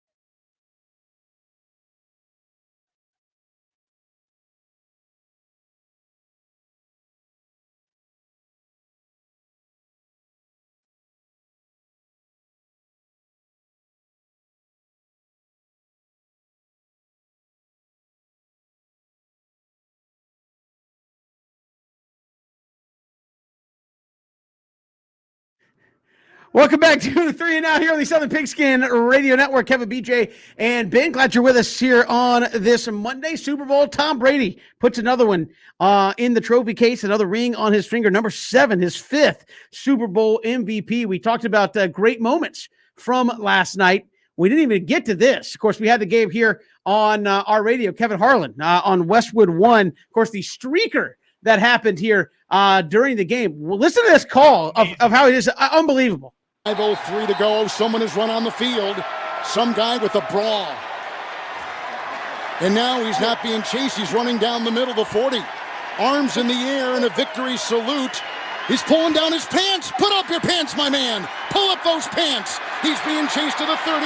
He breaks a tackle from a security guard. The 20, down the middle, the 10, the 5. He slides at the 1, and they converge on him at the goal line. Pull up your pants, take off the bra, and be a man. And the players with hands on hips at the other end of the field are looking at him and shaking their head and saying, why, oh why, is this taking place in a Super Bowl? So Kevin Harlan, Westwood One last night at the Super Bowl. Unbelievable call of the streaker running on the field. And there's a guy in a bra. Can we play it again? Yeah, play it again. That was great comedic value. I'm sorry. Go ahead. 5:03 to go. Someone has run on the field. Some guy with a bra. And now he's not being chased. He's running down the middle of the 40. Arms in the air in a victory salute. He's pulling down his pants. Put up your pants, my man. Pull up those pants. He's being chased to the 30. He breaks a tackle from a security guard. The 20, down the middle, the 10, the 5. He slides at the 1, and they converge on him at the goal line.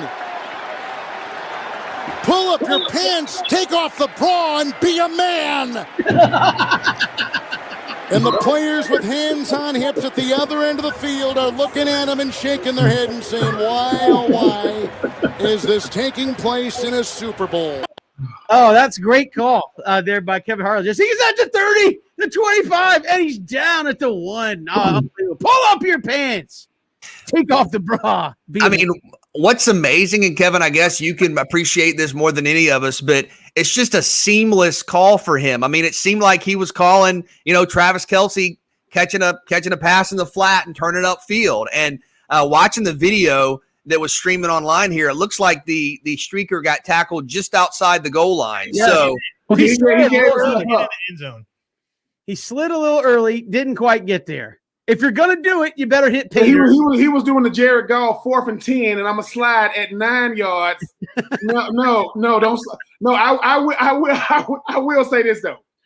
Okay, for those of you who always ask, hey man, we've been to these stadiums all these years. Do you know how security look here? That is how security looks in stadiums. Their worst nightmare. Somebody goes, hey man, I hope nothing jumps off. Think about the streaker though. The streaker says, sweetie, this is daddy's moment. Daddy, don't go. Like I'm gone. I'm gonna wear the bra. Take off the bra. Be a man. Oh my God. He did give him a little move, to kind of break free. There was some virgin on him. He hit it with but that's the problem when you have the hope security and the wish security. If you got the we wish somebody would streak down the field in the Super Bowl. But Kevin, it was impressive. And I like how after he gave himself up, they just diving on him. Like, you didn't catch him. He gave himself up. You didn't stop it. But I do like the flawless call. I mean, pull your pants up, my man. He has a guy with the bra. So now he's famous forever, BJ. Like, hey man, what's your name? I'm the guy that had the bra running down the field. Look at that letter. Look. Back in high school. That was like the Borat swimsuit. That was an interesting. I mean, it was. I like how the players like. Look, I'm so tired. I'm not chasing him. I'm not gonna do anything extra. I'm not gonna do the Manu Ginobili and swat the bat out the air. Nope. Go get him. And it was like 20 of them came out of nowhere. Like it was like rap. Well, I mean, here's the thing. He had his moment of fame. He was a part of a call with Kevin Harlan. I'm sure he's gone viral on social media and all over the internet. A rap sheet. But you also had to go to jail. So whoa. There you go with the Debbie Downer stuff. Okay. I don't think a guy. I think he's probably quoting your favorite movie from the Mighty Ducks. 60 days, well worth it. I think a guy who's going to streak on national TV it has weighed the consequences. Like, I think I'm gonna go to jail. And if he was at Philadelphia Stadium, they have a jail underneath the stadium. So I've lived in Tampa before. He wasn't too far from downtown. But he goes in. He said he's sticking his arms in the air for the salute, for the victory salute. Congratulations, sir. You have made your mark. What you remember about the Super Bowl? Not the score, not the beatdown. A man in a bra. Streaking. Hey. I love it. This will be served at 6:30 prompt for that guy. No, again, but that was one of those odd moments.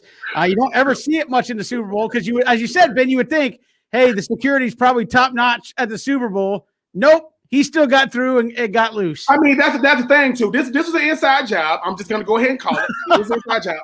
But I'm gonna say this, Kevin. Think about it. Okay. This is Ben. What you do now, man? I work security now, man. I work down here in Tampa. I got a nice job, easy going. Hey, Ben, man, we got a streaker on the field. What? Got a guy here in the bra. We need to get you out here right now. What? We got to do right here. Right? Did you see him? And I'm like this, and I don't look. He gave him the Tyreek Hill in the open field, BJ, because he ran at him.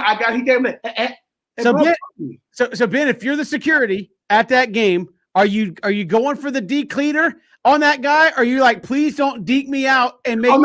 It's all a ligament. It's all or nothing, because if I go all in there hesitant and he hit me with the then I'm Antoine Winfield, with the peace sign. So I'm gonna blow him up, right?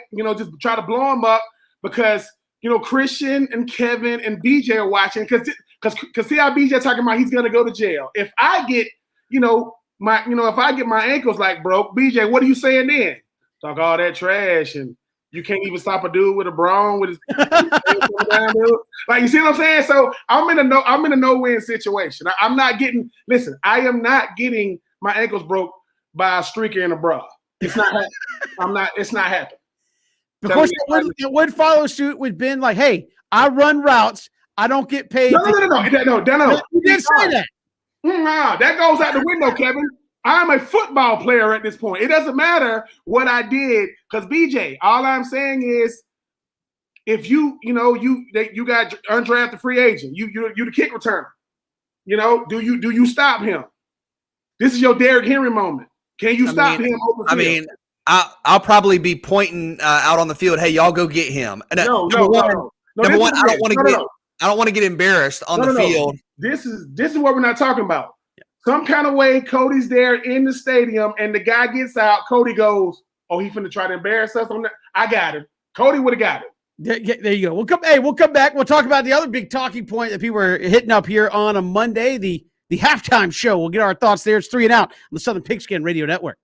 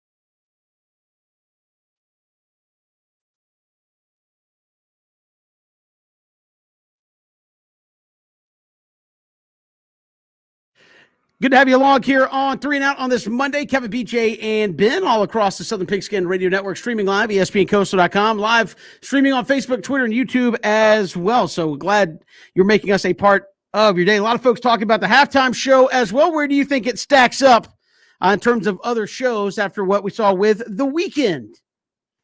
I thought it was good. I enjoyed it. I thought it was a little bit different tempo wise. I think we mentioned that last week, kind of leading into The Weeknd in more ways than one, that it was going to be kind of non-traditional just in terms of the style of music, but I enjoyed it. I think he's a really good singer. I thought optically some of what the show had was unique and original. I don't know that it'll stand out alongside Bruno Mars or Beyonce. For me, is one of the all-time great Super Bowl halftime shows, but I thought it was a little bit different. I think he's a talented guy, and I think the music's good. I liked it. It was weird, BJ. I give it that. I mean, and the thing is, you kind of see why Super Bowls are much easier when you share the stage with other like big name like stars, because you don't got to do everything. I will say this: The Weeknd doesn't sweat.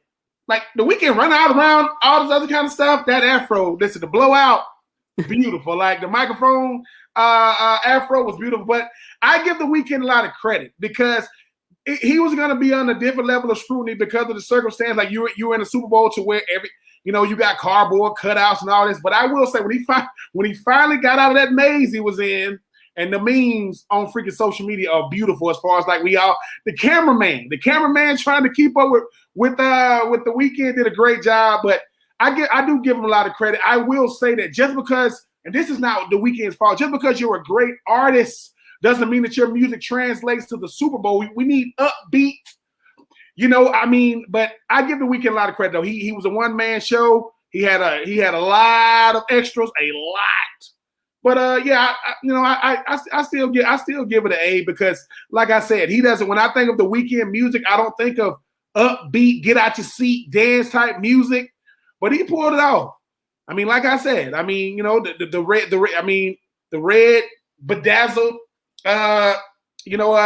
sport coat on, and so yeah, I do give it an A though. But I just think that The Weeknd though, man, he had to work out a lot for that performance because the man didn't have a drop of sweat. And there was a lot of moving around. It was okay. I was like, it wasn't not like you said, BJ. It's not going to rate in one of my top 10, or probably it was okay. I didn't kind of understand why the dudes were wearing like I don't know what it was supposed to be, like why they were wearing like everybody said jock straps on their face. Like I don't understand what that was. Like they were supposed to look like that if that was like their mask and just it didn't look right. But that was kind of weird to have like 100 dudes to. Whatever that was supposed to be all over their face. I was like, I mean, halftime you got to do a little different stuff. That was different. That's all. I mean, it was okay. I mean, yeah. I mean, it was a lot of BJ. It was a lot of clowning going on social media. People like, man, The Weeknd looks looking like the weekday. I mean, it happens. It happens. But, wow, who came up with that one, man? But I will say this: that's a lot of pressure, though, right? Like, think about this. From what I understand, they don't pay you to do the Super Bowl halftime show. They don't give you anything because of the promotion and all the stuff you're going to get. They said that he spent $7 million of his own money. So if you want to know what $7 million look like that. Now, he could have gave me some of that. I could have helped him. I said, man, I can make you have a nice show, man. You don't got to give me no $7 million. You could have gave me $6 million. Yeah, although you did mention that he was the main act. Normally you do have a couple of different artists, and when I was watching it, a part of me kept thinking, all right, when's Justin Timberlake gonna come out, or when's Lil Wayne gonna come out, or Drake or whoever. But again, I thought he did a good job. I thought the music was enjoyable. It was a little different, but I don't necessarily think you have to have the turn it up to 10, go crazy kind of every single Super Bowl. I think it's okay to kind of open your mind a little bit every couple of Super Bowls. So I thought he did a good job. I mean, I'm just saying, BJ, I mean, Atlanta had the Super Bowl and Lil Jon come out and go, turn down for Kevin that's it. That's right. I mean, it was good. Like I said, it's not necessarily my kind of music, but I knew like some of the songs he was singing. I give it like a 5 out of 10. $7 million, get you a 5. It was right down the middle.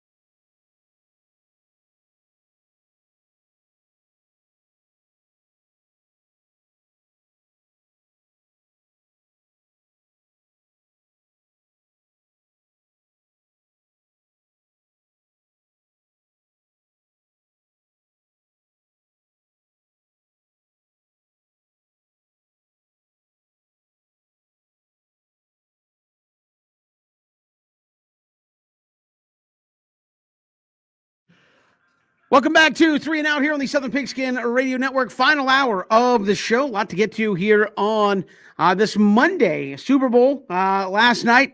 Tom Brady wins number 7, 31-9 over Kansas City, his 5th Super Bowl MVP as well. So, again, we've got a lot to cover there in terms of Tampa Bay and Kansas City last night. But joining us here on the program on this Monday, he won a Super Bowl with the San Francisco 49ers, first-round pick out of Florida State in 1990. As running back, Dexter Carter joins us here on 3 and Out. Dexter, welcome to the show. How are you? Hey, I'm great. Hey, great to be with you guys. And again, we saw the Super Bowl last night. Tom Brady wins Super Bowl number 7. You won a Super Bowl with the 49ers. Describe that experience, and can you imagine Tom Brady? He's got 6 more of those experiences in his back pocket.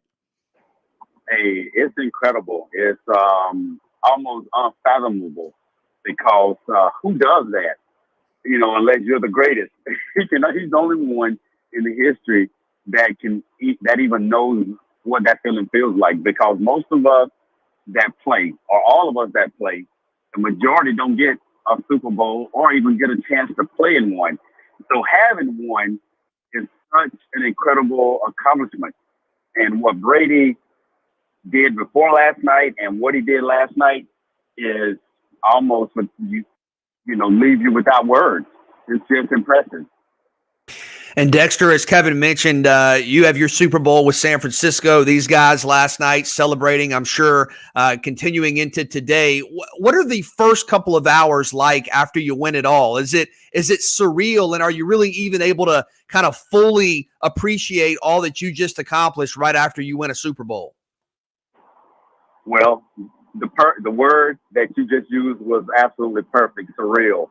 Because you realize it's not a dream, but it still feels like a dream. And especially when you haven't won one, it's one of those things that it's like a continual butterfly set in your chest that would take you some time to truly get used to. But yeah, it's just all about sharing it with your family and continuing to be excited about it and letting this bask. Because usually you win a game, you bask in it for 24 hours and you move on to the next game. But this is a game that you go into and the loser is in the same boat as the other 30 teams. They're losers, and you go on and you try to recoup and get over, your hurt. But when you win it, you take some time to enjoy it, and you enjoy it not only for that off season. And yeah, you focus when the season and training camp starts back, but you're gonna enjoy this feeling for a while. And Dexter, obviously, to be able to share this with your family when you do finally win a Super Bowl is one thing, but you saw how Tom Brady, he's looking for Gronk. You see Devin White hugging Levante David and Ndamukong Suh hugging JPP. What are those conversations like? Because, when the dog days are tour days and then you get to the regular season, make it to the postseason, and then to finally be hoisting that Lombardi trophy, what are those conversations like with your teammates that was there from day one with you day in and day out?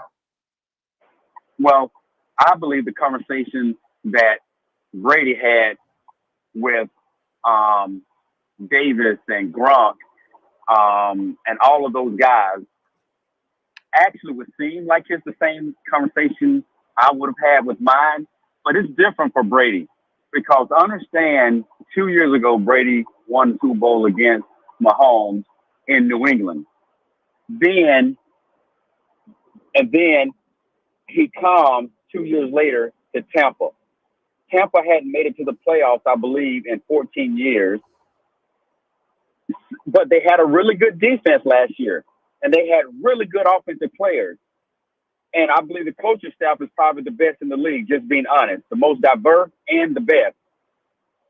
But for Tom Brady to leave the AFC and come to the NFC, to a team that had not been to the playoffs in 14 years, I believe, and to take some time during the season to really get to know each other and gel together, and for Tom to bring all of his ways, his training, his mental thought process, the accountability to himself, and the accountability that he had to somehow get over to his teammates what his expectations were and the confidence they showed in him. And after every game, if you notice, after the game before Tom Brady would go off the field into the tunnel, number 45, their quarterback of the defense, that middle linebacker, he always sat there and he waited for Tom Brady. And I always imagined what the conversation was like. I believe when Tom Brady came to Tampa, I believe he met 45 made sure he met with Tom to say, hey, Tom, I'm with you. I'm your guy on defense. Trust me, and I'm going to trust you. So the conversation that he had with him last night was, you did it for us, man. You did it. With Gronk, it was like, Gronk, trust me, Gronk called him before. Hey, man, hey, what do you think? Should I come? Should I come out of retirement? So they accomplished exactly what they talked about. The coaches and those other players to be able to see, really, they won because of Tom. For them to be able to realize that, and individually, at some point last night, every one of those players and coaches went up to Tom, and he literally probably had a different conversation briefly with every one of them. But it all summed up with a thank you, Tom. I guarantee you that's how it was. Dexter Carter joining us here on 3 and Out. And Dexter, you talk about your Super Bowl trip there. Tom Brady's been to 10, won 7. I mean, it's not supposed to be that easy, right? You just go to another team and take them there. I mean, Aaron Rodgers is trying to beat you. Drew Brees is trying to beat you just in the NFC. Obviously, you had to deal with the Kansas City Chiefs last night. I mean, just how stupid is this from somebody who played in the NFL to see a guy go to 10 Super Bowls over the course of his career when obviously you know how hard it was to get to the one and win it? Oh, my goodness. It's crazy. You know, as a rookie, the 49ers had just won back-to-back Super Bowls, 88 and 89. And I come in as a rookie, and we go straight to the NFC Championship game. Lost it to the Giants and Lawrence Taylor in the last literally play of the game. They kicked the field goal to go ahead and beat us. And that was, I didn't even watch Super Bowl that year because it was a hurtful feeling because it was right there. It was right there so that when we got in the locker room, the confetti was still in there, the champagne was still in there, the shirts and hats with NFC Championship was still there because we expected to win. Everybody else expected it. So for the next 3 years, we went to the NFC. Let's see, the next year we didn't, but the next 2 years we went to the NFC Championship game, and the Cowboys beat us. So that's 3 out of the first 4 years. I was right there, so I know how hurtful it feels. And then when I finally got there, it made it mean that much more to me because, when I think about the Super Bowl, I think about Dan Marino. He gets there against the 49ers his rookie year. And everybody said, he broke all these records his rookie year, and everybody assumed, he's going to get there every year. But Dan Marino is a prime example that you better take advantage of it while you're there because you may never get that opportunity again. So it doesn't matter at what era you played in, to look at Tom Brady and see 10 trips to the Super Bowl and him winning 7 is unfathomable. We cannot comprehend it. We've talked with a number of Super Bowl winners in the past, Dexter, about how or if a Super Bowl championship changes your life. I know you've accomplished so much on the field, off the field, but whether it's around the country, whether it's back home in Baxley, how did a Super Bowl championship for you kind of change the way people talked about you, viewed you, and kind of change your legacy? Well, maybe you can answer that better than I can answer it. Because, growing up in Baxter, Georgia, and understanding how that life was, and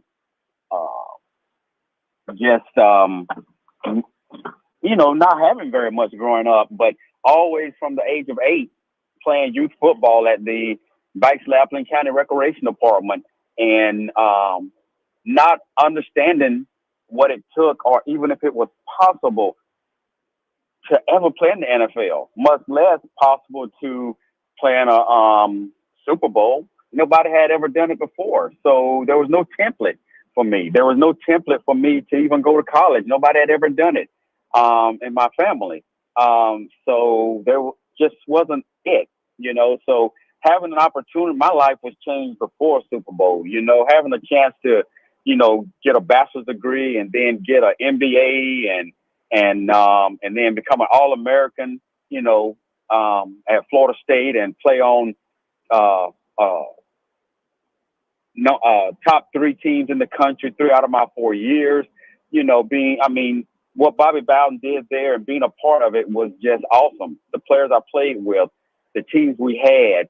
So by the time I got to San Francisco, I knew what winning with class meant. I knew what hard work and great effort and being a great team player and being accountable. I knew what it meant. So my life was already changed coming from Baxley, Georgia then. Now, I had one experience about the NFL growing up that took me years later to even realize what it meant. I was probably about 11 years old, and my father, anybody who is from South Georgia knows the late Dr. Esco Hall. He was the first black veterinarian to graduate from the University of Georgia. He was, to me, growing up, I didn't know the significance of him. The only thing I knew about him was that, to me, he was like the Martin Luther King of Baxley, But what my father worked for him, and one of the things that he did, he tended Mayor Blunt's horses at Mayor Blunt's horse ranch in Vidalia, because Mayor Blunt's from that Vidalia area. And one Saturday morning, my daddy wakes me up from my sleep, me and my brother, who's a year older, and he pulls us outside, and it's this big dude with the cowboy hat on. And it's Mayor Blunt, who was currently at that time playing with the Pittsburgh Steelers, and maybe I didn't jump out of my shoes because I was a Dallas Cowboy fan, but nonetheless, that was my first experience. I didn't have a chance to really talk to him. I didn't know what to say, but looking back, I would have asked him some questions that now I know would have helped me along the way. But how did you get to the NFL?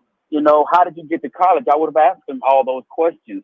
But having a chance to eventually be that first guy from Baxley to play in the NFL, and then have 2 more follow me, to the NFL.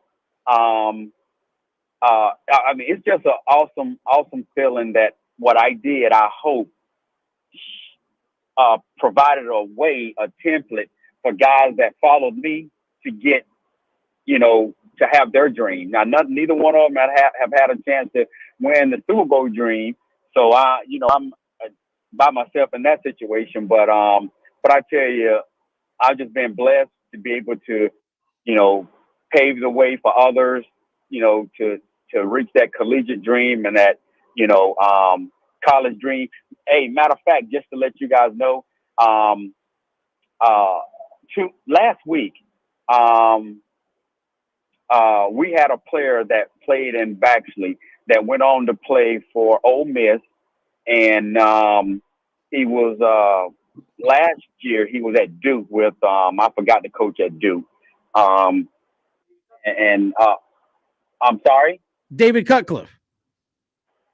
Oh yeah, Cutcliffe. Well, he coached he coached and I can't believe that I can't believe my friend slipped my mind. My kids slip my mind sometimes, so you guys have to forgive me. But anyway, he was linebacker for Cutcliffe. So Cutcliffe, when he got a job at Duke, brought him over. Well, last week he's doing something that Dexter Carter didn't do. He was hired on the staff for the Falcons. So I'm really excited, for him, and he's a defensive coach. So, Baxley has been able to do a lot of good things, man. They've turned out a lot of good players. I know I know we're not talking about baseball, but Byron Buxton, who is the center fielder for the Minnesota Twins, who was a 12th pick right out of Appling County High School, second pick to the Twins. He's my cousin. So, there's another guy that, I didn't leave a template for him, but you know what? He was just such a great baseball player, So Baxley has done some, turned out some great, athletes and other people in society. And Dexter, I mean, you being from Baxley, Georgia, I'm a country boy myself from Swainsboro, Georgia. I know. When I was with the Raiders, I had to deal with, real skyscrapers, a lot of traffic. How does a man from Baxley survive in San Francisco? You know what? Hey man, I feel like Otis Redding. His song from what? From Georgia to the Frisco Bay. I felt like Otis Redding, but it was interesting. I was even though I had played in the big time in Florida State, it's still different because I'm going to play with Joe Montana, Jerry Rice, Roger Craig. I mean, really? Ronnie Lott. It was just a different animal. But just the way that I was raised and the hard work that that was just built in me, it just gave me an opportunity to continue to be humble and continue to be humble and just approach a new change, something new and different. And San Francisco, I never forget it, and I never forget. Dexter Carter, our guest here on 3 and Out on this Monday. Dexter, appreciate the time. Thanks so much. Hey, thank you very much. Hey, we appreciate it. Won the Super Bowl there with the San Francisco 49ers, and relive some of those memories with him as well after the Super Bowl last night, which Tom Brady, his 10th Super Bowl, his 7th Super Bowl win. Unbelievable. We'll come back with more 3 and Out all across the Southern Pigskin Radio Network.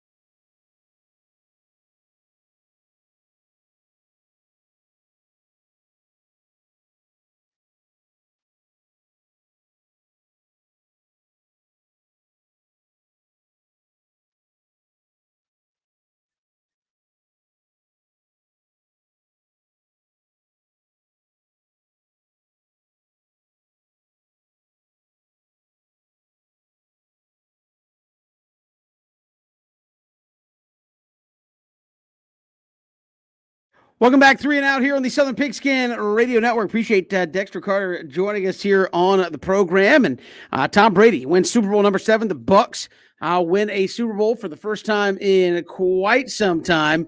Falcons fans, frustrating. Bucs have won 2. It's like the Marlins. The Marlins have won 2 Super Bowls. The Braves have won 1. Falcons have been twice. Tampa Bay's won 2. What's that all about? But Tom Brady wins number 7. And the one thing that did drive me nuts last night, like win or lose, like people were talking about, oh, Pat Mahomes never going to catch Brady now. It's like, dude has 6. We're chalking up 5 more Super Bowls for Pat Mahomes. He's got 1. It's so hard to get there. It's like people look at what Brady did. It's like, oh, whoever the next GOAT is, just going to chalk off 5, 6 bowls, and it's no big deal. I thought that was kind of odd where it's like Pat Mahomes, oh, man, Tom Brady's about to have 7. It's going to be awfully hard for Mahomes to catch him now. He's got 1. It's so, to me, it's like, why do we say stuff like that? It is so hard to win a Super Bowl, much less say somebody's going to win 7 of them. I agree 100%. I was thinking that time and time again, not only during the game, but before the game. You heard, well, if Mahomes is going to catch Brady, he's got to win this one. And I'm sitting here going, I know the kid has had remarkable success right out of the gate, but that is incredibly disrespectful to Tom Brady and incredibly unfair to Pat Mahomes. We're basically saying, Pat Mahomes, if you don't win a half dozen Super Bowls, your career's a disappointment. I mean, what kind of, I mean, Kevin, I know you say that sometimes I get caught up in the hyperbole. I mean, what kind of chaos is that from a mental standpoint, or just speculation? Is it to go from 1 Super Bowl to 6 to 7? Look, Pat Mahomes has a very bright future. I think it was announced after the game that the Chiefs are the very, very early betting favorite to win the Super Bowl next season. And I get it. But Ben, you mentioned this, I think last week, man. Not long ago, we all thought the Seahawks were going to be in multiple Super Bowls. Maybe early in Aaron Rodgers' career, we thought you're going to have multiple Super Bowls. Maybe we thought the Ravens with Lamar Jackson would have multiple Super Bowls by now. It's hard. It's very hard to not only climb the mountain, but then stay at the top of the mountain once you're there. The NFL is a league with a salary cap and with inverse drafting that is and scheduling that is literally built on parity. It is created with parity as the ultimate goal, and it's reflected in all the kind of off-season rules and procedures. I think the Chiefs are going to be there, but yeah, my number one thought, Kevin, was like you. Not only is that kind of crazy, but how unfair is that to Pat Mahomes? Like, let Pat Mahomes be Pat Mahomes before he has to be Tom Brady. Well, I mean, I think when you're talking about chasing down all-time records, like we did this, and probably rightfully so, with not to this degree, though, with Tiger Woods, when it's like, hey, he's got a chance to chase down Jack Nicklaus. And he did. They're like, if he continues to progress, he is on a pace where he will chase down Jack Nicklaus. And people said, yes, but he's got to continue to play at a high level to get to 18. And people are like, well, look at the way Tiger's playing. And what has happened to Tiger the last couple of years? Did he win the Masters? Yes, but he's basically not played all that much because he's rehabbing. It's hard to get the longevity award. To put out there that Pat Mahomes is going to somehow have an opportunity, or anybody right now, to have an opportunity to track down Tom Brady, what he's done, which is unheard of. How about we win 2 first? I mean, that's so ridiculous because, Ben, you know this. Yep. The difference in the Chiefs being what the Chiefs are right now could be as simple as Eric Bieniemy taking a head coaching job. Right? I mean, that's how fickle the NFL is. It's chemistry. It's the right guys in the right place at the right time. Look at what happened when 2 tackles were out. 2 tackles. That's it. Had all the same coaches, all the same players. 2 tackles were out. They couldn't get in the end zone in the Super Bowl. It is so fickle in the NFL that, Eric Bieniemy, he's destined to get a head coaching job. Well, if he does, well, how does that change things in Kansas City? Are they still the favorites? Ben, it's to me, when you start saying things like that, we're like, can you chase somebody down? And it's like, you've got 5 more to go. I don't know why people say stuff like that. It's ridiculous. No. You don't have 5 more to go. You need to play in 10. See, they'll just say, well, how many he's won? He's played in 10. Patrick Mahomes has 1. You know who else has 1? Drew Brees. Beat him. Aaron Rodgers has 1. Beat him. Russell Wilson has 1. Beat him. Lost to Eli twice. Lost to Nick Foles once. Guess what? All those guys combined got the same number as Tom Brady. All those guys I just named got the same number of Super Bowls as Tom Brady. This is what we need to stop doing. Stop looking for a reason to devalidate Brady, to validate somebody else. Nope. Aaron Rodgers would have made it. He would have been the GOAT. Nope. He would have been in Eli Manning status. Eli has too. But nobody talks about Eli because he wasn't a great regular season quarterback. Jason Pierre-Paul has never lost, Kevin, in the playoffs. Why? Because he was on those Giants teams. I love Pat Mahomes, just like I love Deshaun Watson and Cam Newton and Josh Allen and all these great young talented players. They are not Brady. We need to stop doing it. God, if Pat Mahomes get to 3, they're going to say, man, I'm telling you, you telling me what? I mean, think about this. And that's it. And again, not to diminish, if he gets 3 Super Bowls, he's in a stratosphere. Yeah, Terry Bradshaw, if he get to 4, say, welcome to the club. Tom Brady won his first Super Bowl in 2001. 2021, he won his 7th. I mean, people need to stop it. I'm not going to diminish it, all the moving parts around Tom Brady. I love Pat Mahomes, boy. I love Russell Wilson. I love Aaron Rodgers. I love Eli and Nick Foles and those guys. They don't get to sit down and eat till Tom Brady walks in the room. That's how it goes. Tom, you ready to eat? Now we can eat because he's the man. Gronk said it best. It's what we do. 7 times? 7 in the NFL? Man, stop it. I love Pat Mahomes, boy, man. He ain't catching Brady. Even if he catches Brady, he still don't catch him. But going back to that point, though, that's unfair to Pat Mahomes. And Ben, I know you've long said that you hate comparisons because it doesn't allow an athlete to be his or herself. If you're Pat Mahomes, you win 1, and now pundits are looking around saying he's on a trajectory to catch Tom Brady. No, Tom Brady's shadow can't even keep up with Tom Brady. What he's doing is historically unprecedented and is literally stretching the parameters of like time and aging as we know it. I mean, he's 43 years old. No. It's not why can't we appreciate Pat Mahomes for what he's done? It's not unfair to Patrick Mahomes, DJ. It's not, you know why? Because if we don't set a bar for Patrick Mahomes, you know who he is? He's James Harden. James Harden got the most 50-point games in the NBA. So he hasn't won nothing. You got to make sure guys know somebody got to set the bar. It was Montana. Now it's Brady. And that bars are supposed to be high to me. It's supposed to be high to meet those standards. I love Patrick Mahomes. He can throw the ball 30 yards on his back. That's beautiful. But if he can't win 7, it ain't nothing to talk about. I don't care. I mean, I think even the idea of, hey, he's got time to catch Brady. It's like, do people understand how hard it is to win 2 or 3 Super Bowls, much less 6, now 7 for Brady? I mean, there's a reason why it's so stupid. I mean, because it doesn't and again, this is not to diminish Pat Mahomes. If he gets 3, he's in rarefied air. I just thought all the talk of, hey, going in and trying to catch Brady, if he gets 2, it was like 2 and 6 in football terms are a long ways apart. I mean, a long ways apart and trying to track somebody down. I mean, that's, I agree with BJ. It's not fair to say that, but I just thought a lot of the talking points going into the Super Bowl was like all-time great quarterback. If he doesn't get Brady here, it's probably not going to happen. Well, probably not. 4's probably not going to happen. 3's probably not going to happen. I mean, it's ridiculous. I mean, I'm just saying, BJ. I mean, people get to talking about, oh, he can only do this because of this. Oh, he can only do that because of that. I've been in the NFL 20 years. Whatever. How many times you been in the Super Bowl? 10. What?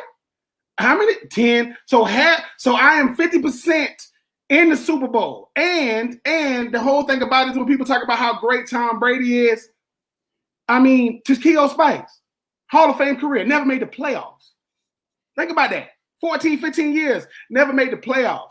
I'm just saying people need to leave. Tom Brady gets so sick of this nonsense. He's like, man, stop comparing people to me. Man, only 12 quarterbacks in history have won multiple Super Bowls. Okay, so you're talking about Pat Mahomes. Let's say he does get to 3, Kevin. He's not even halfway to Brady. I know, that's what I'm saying. If he gets to 3, and if he gets to 3, which again will be a remarkable accomplishment, he's alongside Terry Bradshaw, Joe Montana, and Troy Aikman.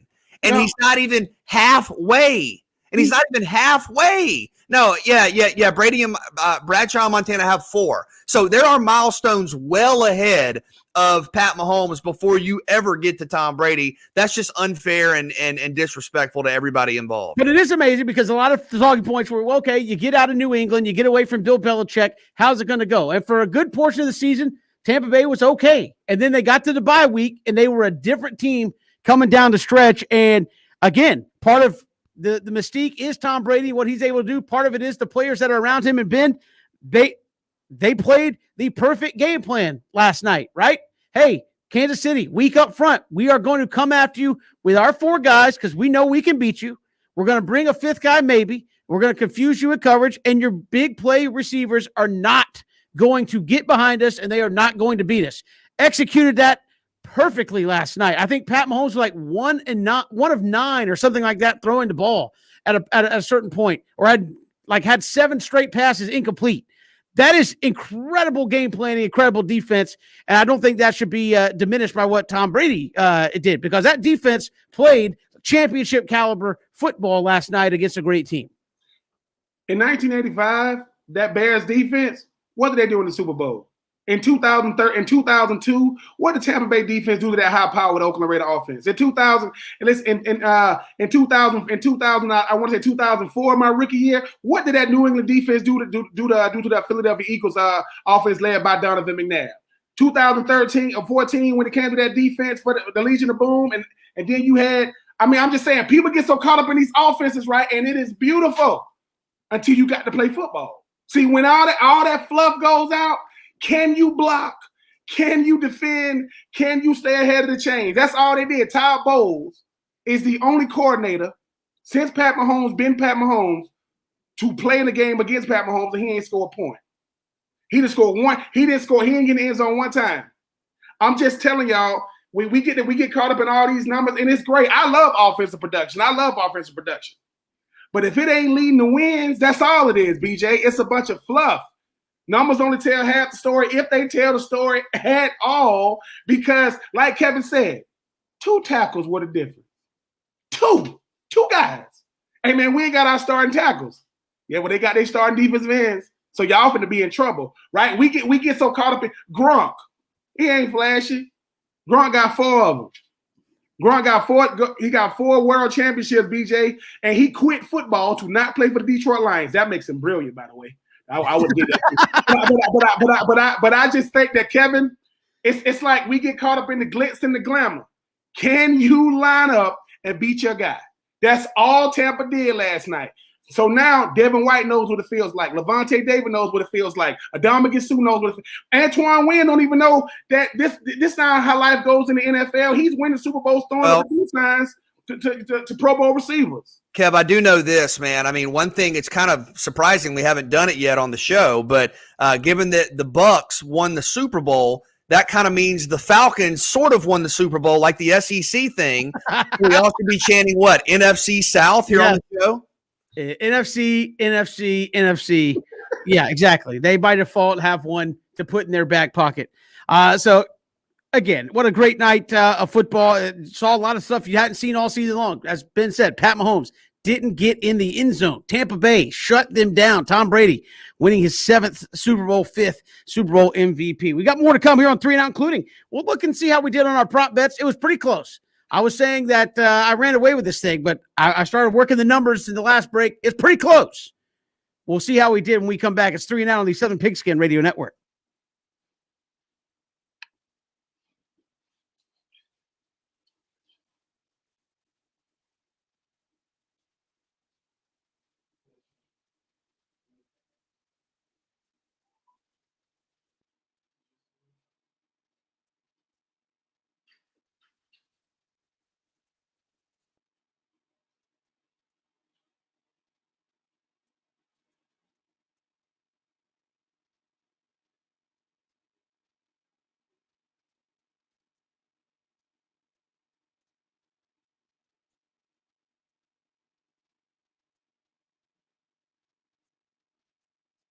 You know what you said?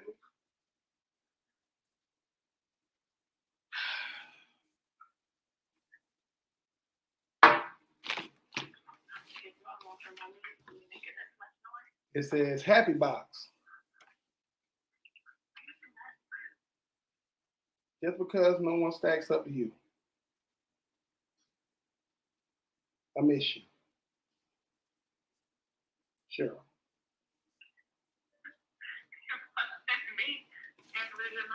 I was about to say, yeah. Why would my mama send me pancakes?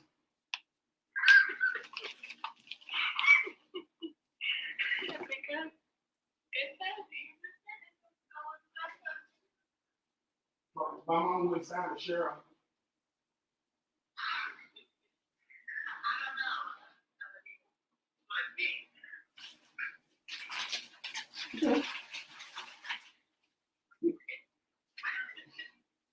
You scared me. You was like, I ain't saying you nothing. What? Hold on, let me read. I was like this.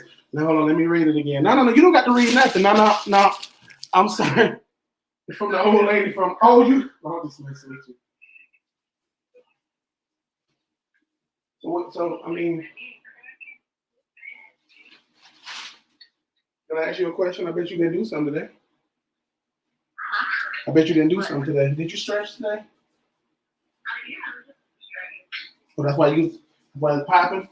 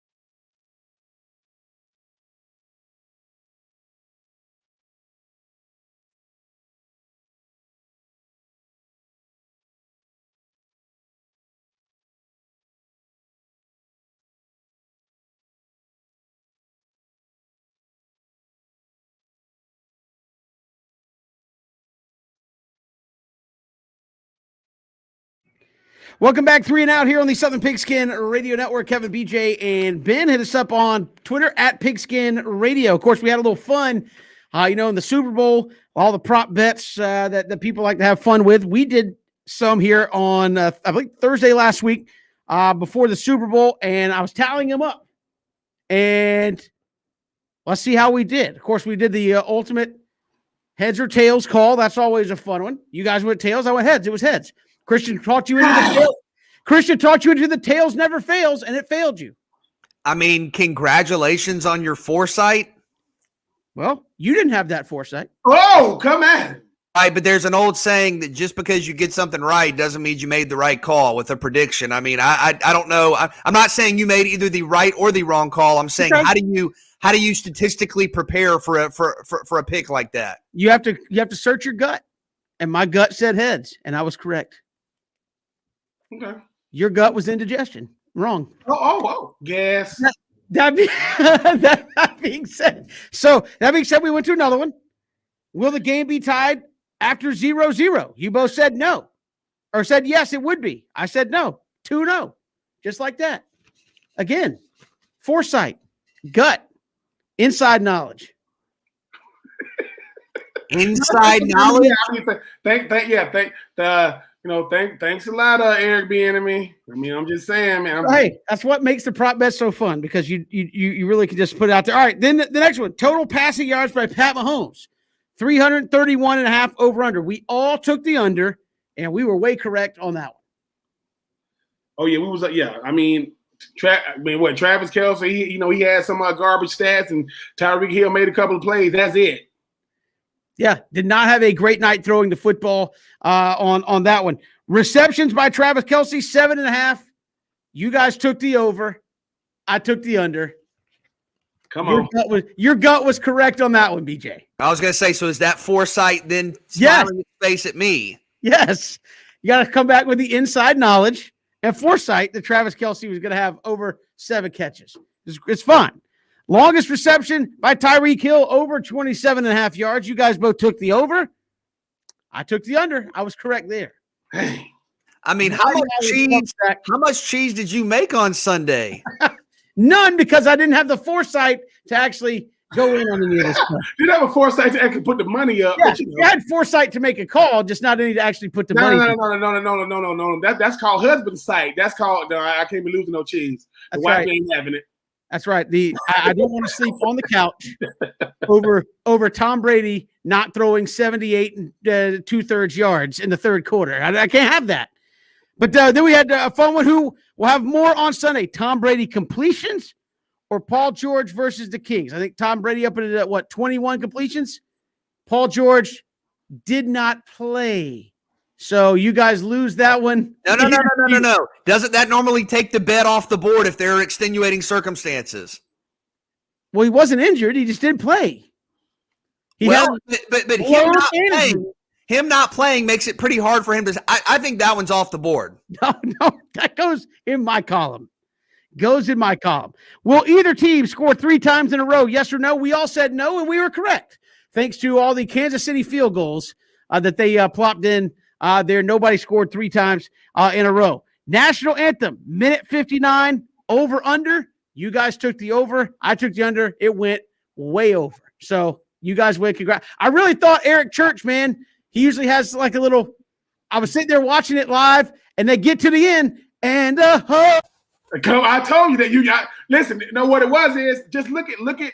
I mean, all I'm saying is look at Jasmine Sullivan's face. She go and home. They're like, is it somebody saying?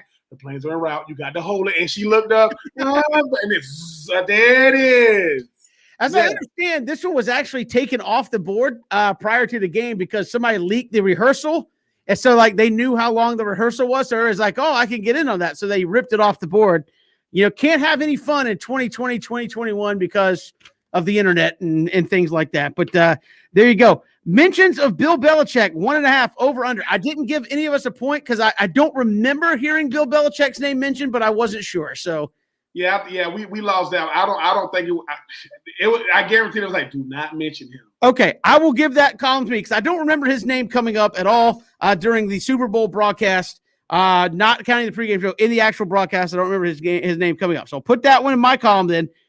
Over under Gisele appearances, 1.5. Well, she was all over that post-game celebration. You guys win that one with the over. Will any scoring drive take less time than the national anthem? Yes or no? BJ and I said no. Ben said yes. And of course, we had that Tom Brady 2-minute flex right there at the end. Ben wins that one. Final tally of our prop bets. Kevin with 7 correct. Ben with 7 correct. BJ with 6. BJ is the big loser of the Super Bowl prop bet challenge. So had I have bet real money, I would have lost real money. I mean, I'm just saying. Right, then you didn't get right. Then technically you could have won more money. It's not about just straight up right or wrong. If you bet big on the ones you got right.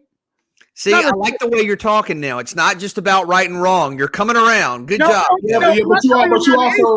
It's just put more money down on one you got right and less money down on the ones you got wrong. You would win more money. There it is. Like BJ, like you root for the Jags. You ain't wrong for rooting for them, but you sure ain't right either. So it's fine. It's bad. Yeah, that's a suffering that appreciates every year, appreciates in value. So you could want the Jags to win, but if you bet on them to lose every Come on. game, you would have made a whole lot of money this year. That's how it works. Those folks in Vegas, they like to get you. We got more to come here. It's 3 and Out all across the Southern Pigskin Radio Network.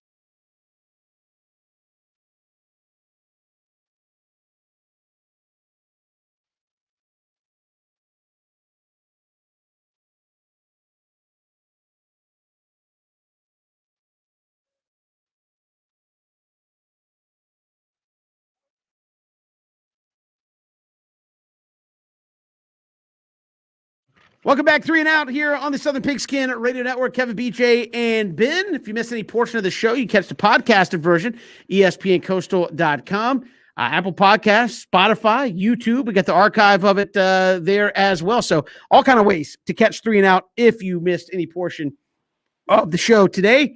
And again, BJ, sometimes, fortune favors the bold. Ben and I, more correct picks. We're going to live it up as long as we can. I congratulate you guys on picking abstract sides in a debate that had no mathematical foundation and was purely luck. I congratulate you. Sounds like hate to me. Yeah, I was just saying. I knew it was going to be heads. Why didn't you? Tom Brady's never lost when it's heads. I just don't have the intuition you do. And BJ, just to add context, we were talking about Gronk and Travis Kelce. They're the same age. So that's hard to believe. It seems like Gronk has been in the league like 20 years himself. Gronk got drafted in 2010. Kelce got drafted in 2013, and they're the same age. Between Kevin knowing the populations of rural centers around the country and you knowing when everybody on planet Earth was born, we have some strange skill sets on the show. You call it strange? I call it brilliance. Everybody's got their levels of expertise. We just happen to have found ours. That's 2021. I done won 2 times against you, BJ. 2021 would be good to me. I mean, if we ever need to know how old somebody is in a random county in South Carolina, we're good to go on the show. Yeah, we got you covered. We'll have more for you tomorrow. More of the same. 3 and Out all across the Southern Pigskin Radio Network, streaming live, ESPNCoastal.com.